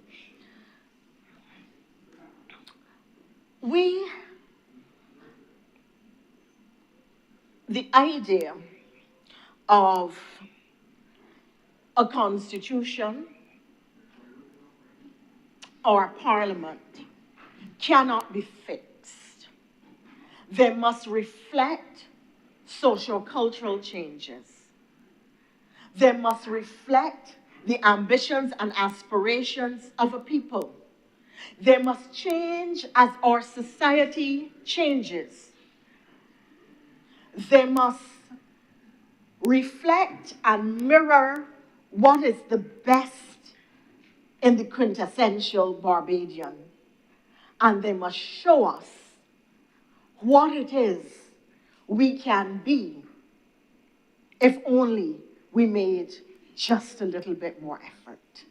I truly believe that when both the CRC and the PRC sat, that those were the driving considerations. That how is it that a constitution and a parliament which have served us well to date can now be so changed that it continues not to discard history, but so changed that it reflects a new direction for the nation and enlarges the democracy for all our people. And I hope that those who take the time to read, I can only speak specifically of the report in which I was involved, that it was a tremendous honor for me to be so. And I hope that in time, people will come to see that we really did give it our best and that the recommendations we have made have tremendous value. Mr. President, I'm obliged to you. Thank you very much, Senator Thompson. Senator the Honourable Christopher Maynard. Thank you, Mr. President. I have committed to being brief. Mr. President, I too, like Senator Thompson, wish to say a few words on the resignations of senators. I believe that every individual has a right to determine their direction. And I say it, I've seen some flack, I heard some flack in various places regarding the resignations of 2 senators and the choice of 1 senator to stay resigned. I believe it's the individual's right to do follow whichever pathway she wishes to take. Mr. President, I could not help but note that this minority opinion in the Parliamentary Review Commission report has become a point for debate. And I do support the bill. But Mr. President, I observe that there's always a deputy speaker, but the deputy speaker will have to come from a member of the House. An elected member will be the deputy speaker. And one is not able to predict which morning the speaker will fall ill or be detained at home by his or her wife or spouse. And it will mean, sir, that it would mean, sir, that we'll be back to square one where an elected member of parliament will be acting as speaker and one does not know for how long, whether for the day, for the moment, or for a week or 10 weeks. So I do not really know what problem we are really solving. From that point of view, I leave that, sir, in that position. Sir, I'm still confused by the definition of a legislator. And I think that maybe I should have said something about it when I had the opportunity to, but I didn't. I hope that Senator Tate's queries will bring some clarity from someone. Now,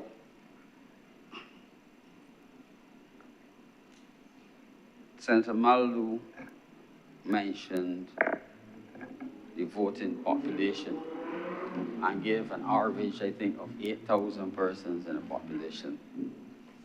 Sir, I happen to have, when I came into this chamber on the first occasion, I was given a copy of the standing orders, and it was dated, amended 2003. And when I read the standing orders and I read the Constitution, the number 24 appeared somewhere, and I was trying to find whether at the time of the writing, if there were 24 members of parliament rather than 30. So people conflate and mix up members of parliament with the size of cabinet. The two things are not connected in that sense. There will be members of the cabinet who will come from the Senate, and we know that based on what normally happens, the Senate is where you, as we say in medicine, cut your teeth, and then you move on. Congratulations, Senator Nichols. And sir, I thank you. Thank you. Thank you very much, Senator Maynard. Senator Cummings. Thank you very much, Mr. President. Well done, Senator Maynard. I rise obviously to wrap up the debate and to attempt to respond to some of the queries that have been raised. And I start first and foremost with Senator Worrell. There are things that have been answered already far more adequately and comprehensively than I would be able in a position to, certainly by the members of the respective commissions. In the initial case, it would have been the member of the Constitutional Reform Commission, Senator Gregory Nichols, and more substantively to this point, because the amendment before this chamber, constitutionally that is drawn not from the Constitutional Reform Commission's report, but from the Parliamentary Reform Commission's report, which has been on the order paper, I believe, for the Senate for some time, and was debated a few weeks ago. And before then, it has been publicly available on the Parliament's websites, available to all, but more importantly, to members of this chamber for sure. So it is not something of which anyone recently had sight. And it has been very well publicized for a very long time. So I just wanted to respond to that up front. So the amendment is the Parliamentary Reform Commission's minority opinion, specifically as it relates to the independent speaker and some of the other things that are drawn from the functioning of the Parliament. That it is a constitutional amendment, and that is where it is rested, is a fact, but it is drawn from a reform of how we function in this Parliament. Now, Senator Thompson has quite adequately addressed the question of what is constituted by independent. And if we were comfortable as independent senators, surely sitting with a person who a minute ago was an opposition senator and they're independent senator the day after, certainly we know that independence can apply. And I'm sure we've seen other instances, Mr. President, where because in Barbados, there's 1 degree of separation half of the time because the communities are so small. You know this body, you know that body. I knew Senator Connell because I worked in the University of the West Indies. Now we have Senator Thompson speaking about knowing Senator Connell's mother. And you know people who were campaign managers for one party today, but independent the next day. That is the nature of 1 degree of separation, Mr. President. So let us not be theoretical about what this means, because we live it in this very chamber, Mr. President.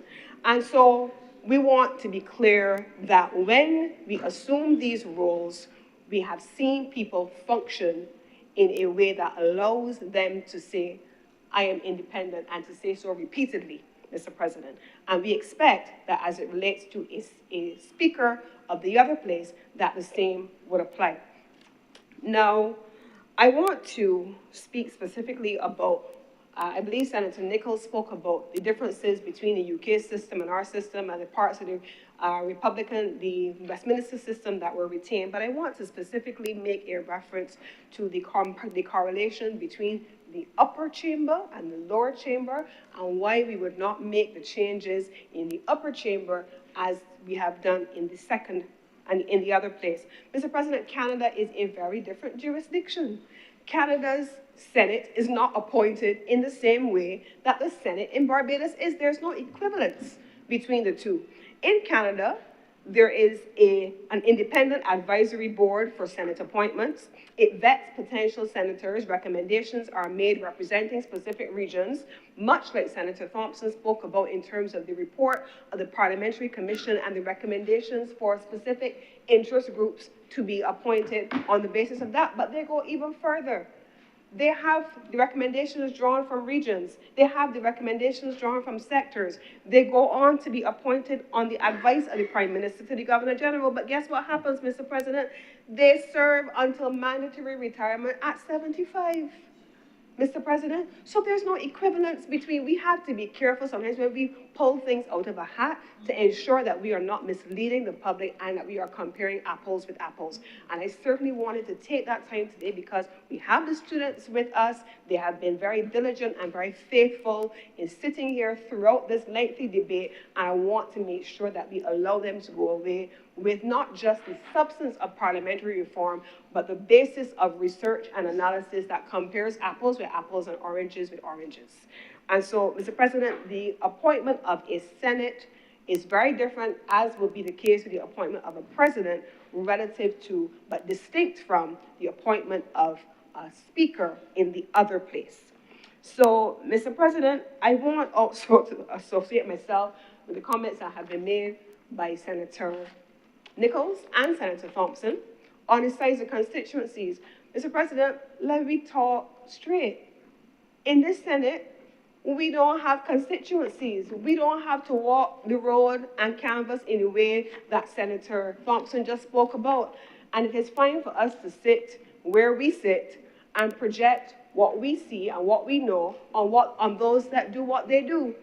And so, Mr. President, there is no 7,000 average constituency across the board, far from it. And I want to thank Senator Thompson for breaking down that we have constituencies that are 11,000 people. But even though the city, for example, may be a smaller constituency, the city, I'm 100% certain, is different in its demographic makeup than, say, St. Thomas. With a rural orientation, the needs in the city may be greater because you have higher levels of urban development that are going to be necessary as opposed to in a rural constituency. Are we creating equivalence?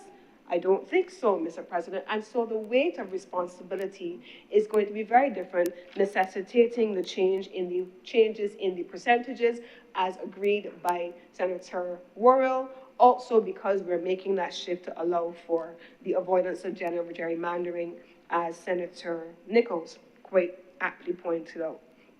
Now, Senator Tate spoke about the changes as it relates to senators and the role of legislators, the definitions of legislators, fair points, and on the question of pensions, Mr. President, no. I can say that I certainly take the point well on board. I am a senator. I have been a senator since 2018. I have been a cabinet minister since 2020, and I am told that far from being included in the Senate, pensions, even as a cabinet minister, I am not entitled to a pension after giving up my own career, giving up my time serving in the private sector, and that would apply equally to those other cabinet ministers who sit to my right. So that is a reality, Mr. President. So when people talk about we're just here for ourselves, sometimes, again, as I said in the PRC report, we chuckle because people genuinely do not understand the sacrifices that are made in service to this country. But I leave that there for now, Mr. President, and I'm hopeful that at some point in due course that we will account for the time that professionals have put into serving country and their most productive years being given up in that service to our nation. Now, Mr. President, I want also to speak about the evolution of the voting public. I think Senator Thompson has been quite detailed on that. And so with the questions that have been raised, I think quite frankly, as I started out by saying, Senators Thompson and Nichols were very comprehensive, and we had organized to make sure that those were the two voices that spoke on the government side today because of, one, the minority opinion for the PRC that is being debated here today, and the leadership that Senator Nichols has brought to this chamber, especially as it relates to the Constitutional Reform Commission. So, Mr. President, these are the amendments that have been brought to the Honorable Chamber, and I beg to move that this bill not be read a second time. The question is that this bill be read a second time. Will those honorable senators in favor please say aye? Those against please say no. The things the ayes have it. Mr. President, I beg to move that Your Honor do now leave the chair and the Senate resolve itself into committee for further consideration of this bill.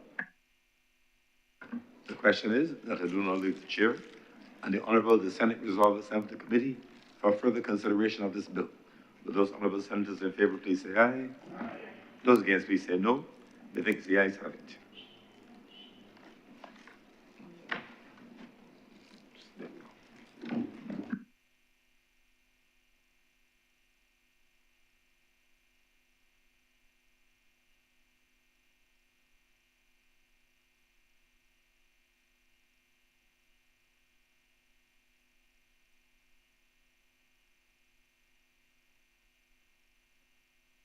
The Honorable the Senate is now in committee. Clause 1. Madam Deputy, I'd like to move that clause 1 do now stand part. The question is that clause 1 do now stand part. Will all honorable senators in favor please say aye? Aye. Those against, would you please say no?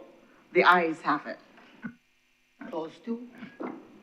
Madam Deputy President, I'd like to move that clause 2 do now stand part. The question is that clause 2 do now stand part. Will all honorable senators in favor please say aye? Aye. Those against, would you please say no? The ayes have it. Madam Chair, I'd like to move that clause 3 do now stand part. The question is that clause 3 do now stand part. Will all honorable senators in favor please say aye? Aye. Those against, would you please say no? The ayes have it. Clause 4. Madam Chair, I'd like to move that clause 4 do now stand part. The question is that clause 4 do now stand part. Will all honorable senators in favor please say aye? Aye. All against, please say no. The ayes have it. Madam Chair, I'd like to move that you do now report to His Honour the President the passage of one bill in committee. The question is that I do now report to His Honour the President the passing of one bill in committee. Will all honourable senators in favour please say aye? Aye. Those against, would you please say no? The ayes have it.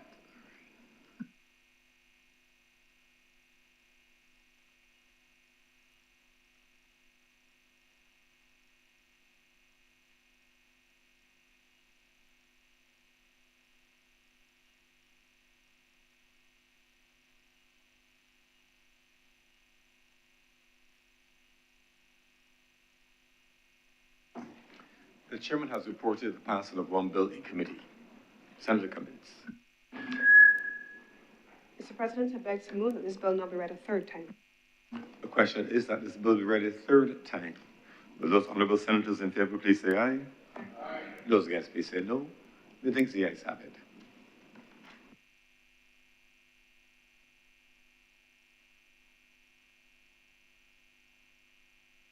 Mr. President, I'd like to move that this bill do now pass and be cited as the Constitution Amendment Act 2025.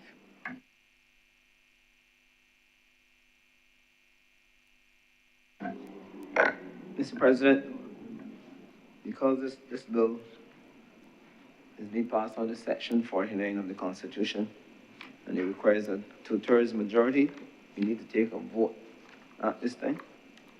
Please proceed.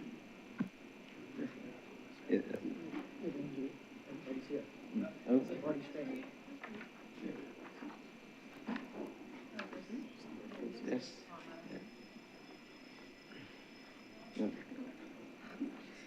Senator Cummins. Yes.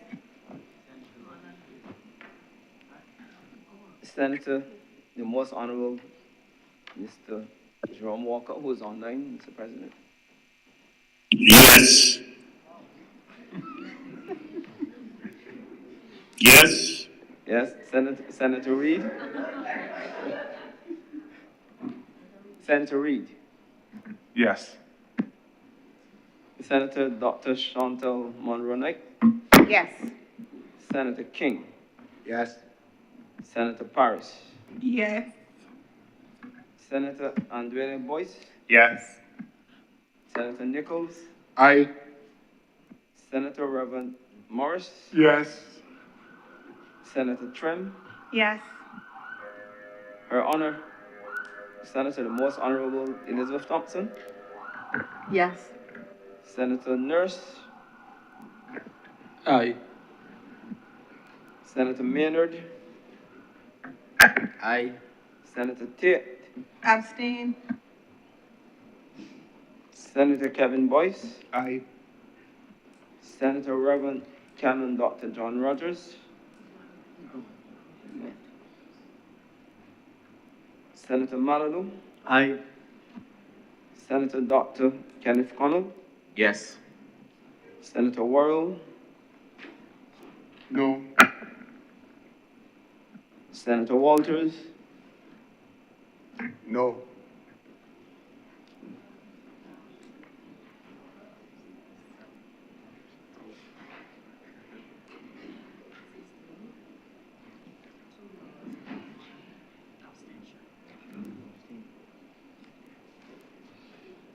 Mr. President, the results of the vote, 16 honorable senators voted in favor, 2 voted against, there was 1 abstention, and 1 absent. Therefore satisfying the 2/3 threshold in the Constitution. Thank you. Thank you very much. Therefore, declare the Constitutional Amendment Act 2025 passed and so cited.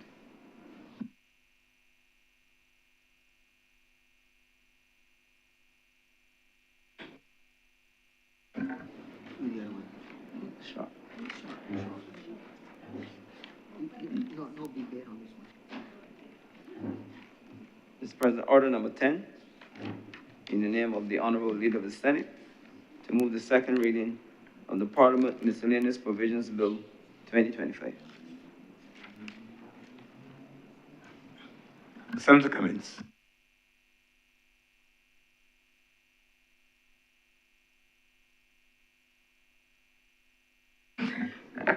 Mr. President, I beg to move this bill be read a second time. The question is that this bill be read a second time. Will all honorable senators in favor, please say aye. Those against, please say no. Thanks, the ayes have it.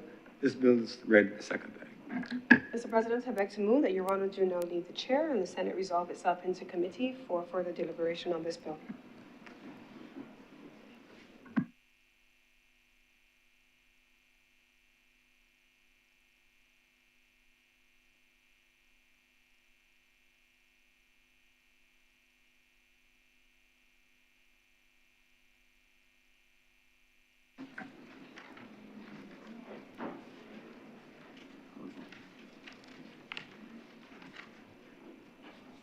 The Honorable the Senate is now in committee.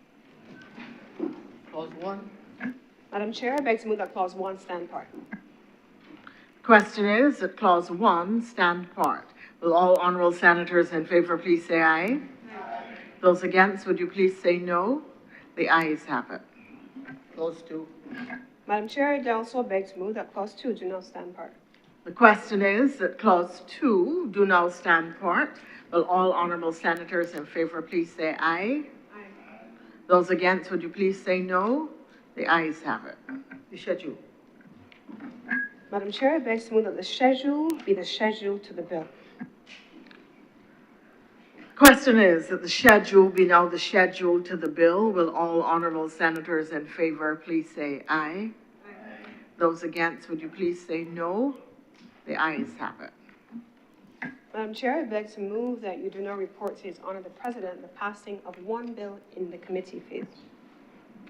The question is that I do now report His Honor the President the passing of one bill in committee.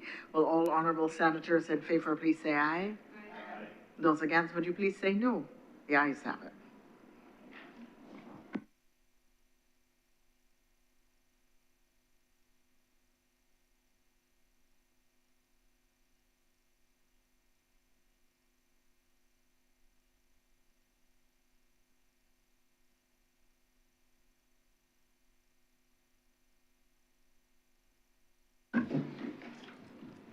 The chairman has reported the passing of one bill in committee. Senator Cummins.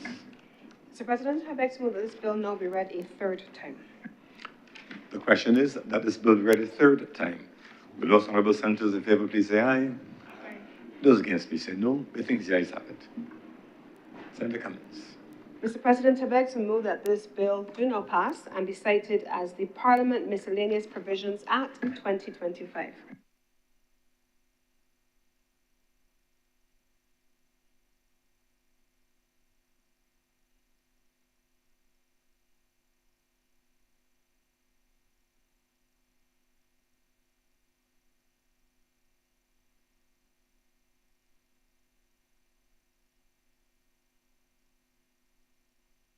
The question is that this bill do not pass and be cited as the retiring.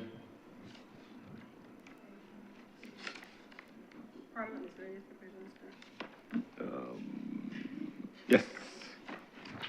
That be cited as the Parliament Miscellaneous Provisions Act 2020-25. Those honourable senators in favour, please say aye. Those against, please say no. The things the ayes have it, this bill is now passed and so cited. Senator Cummins. Mr. President, I beg to move that this sitting of the Senate do now is suspended now for lunch and to reconvene at 5:15 p.m.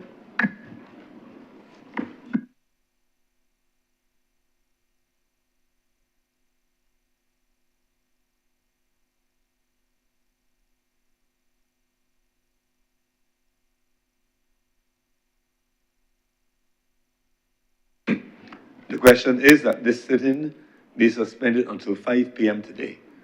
Will those honourable senators in favour, please say aye. Those against, please say no.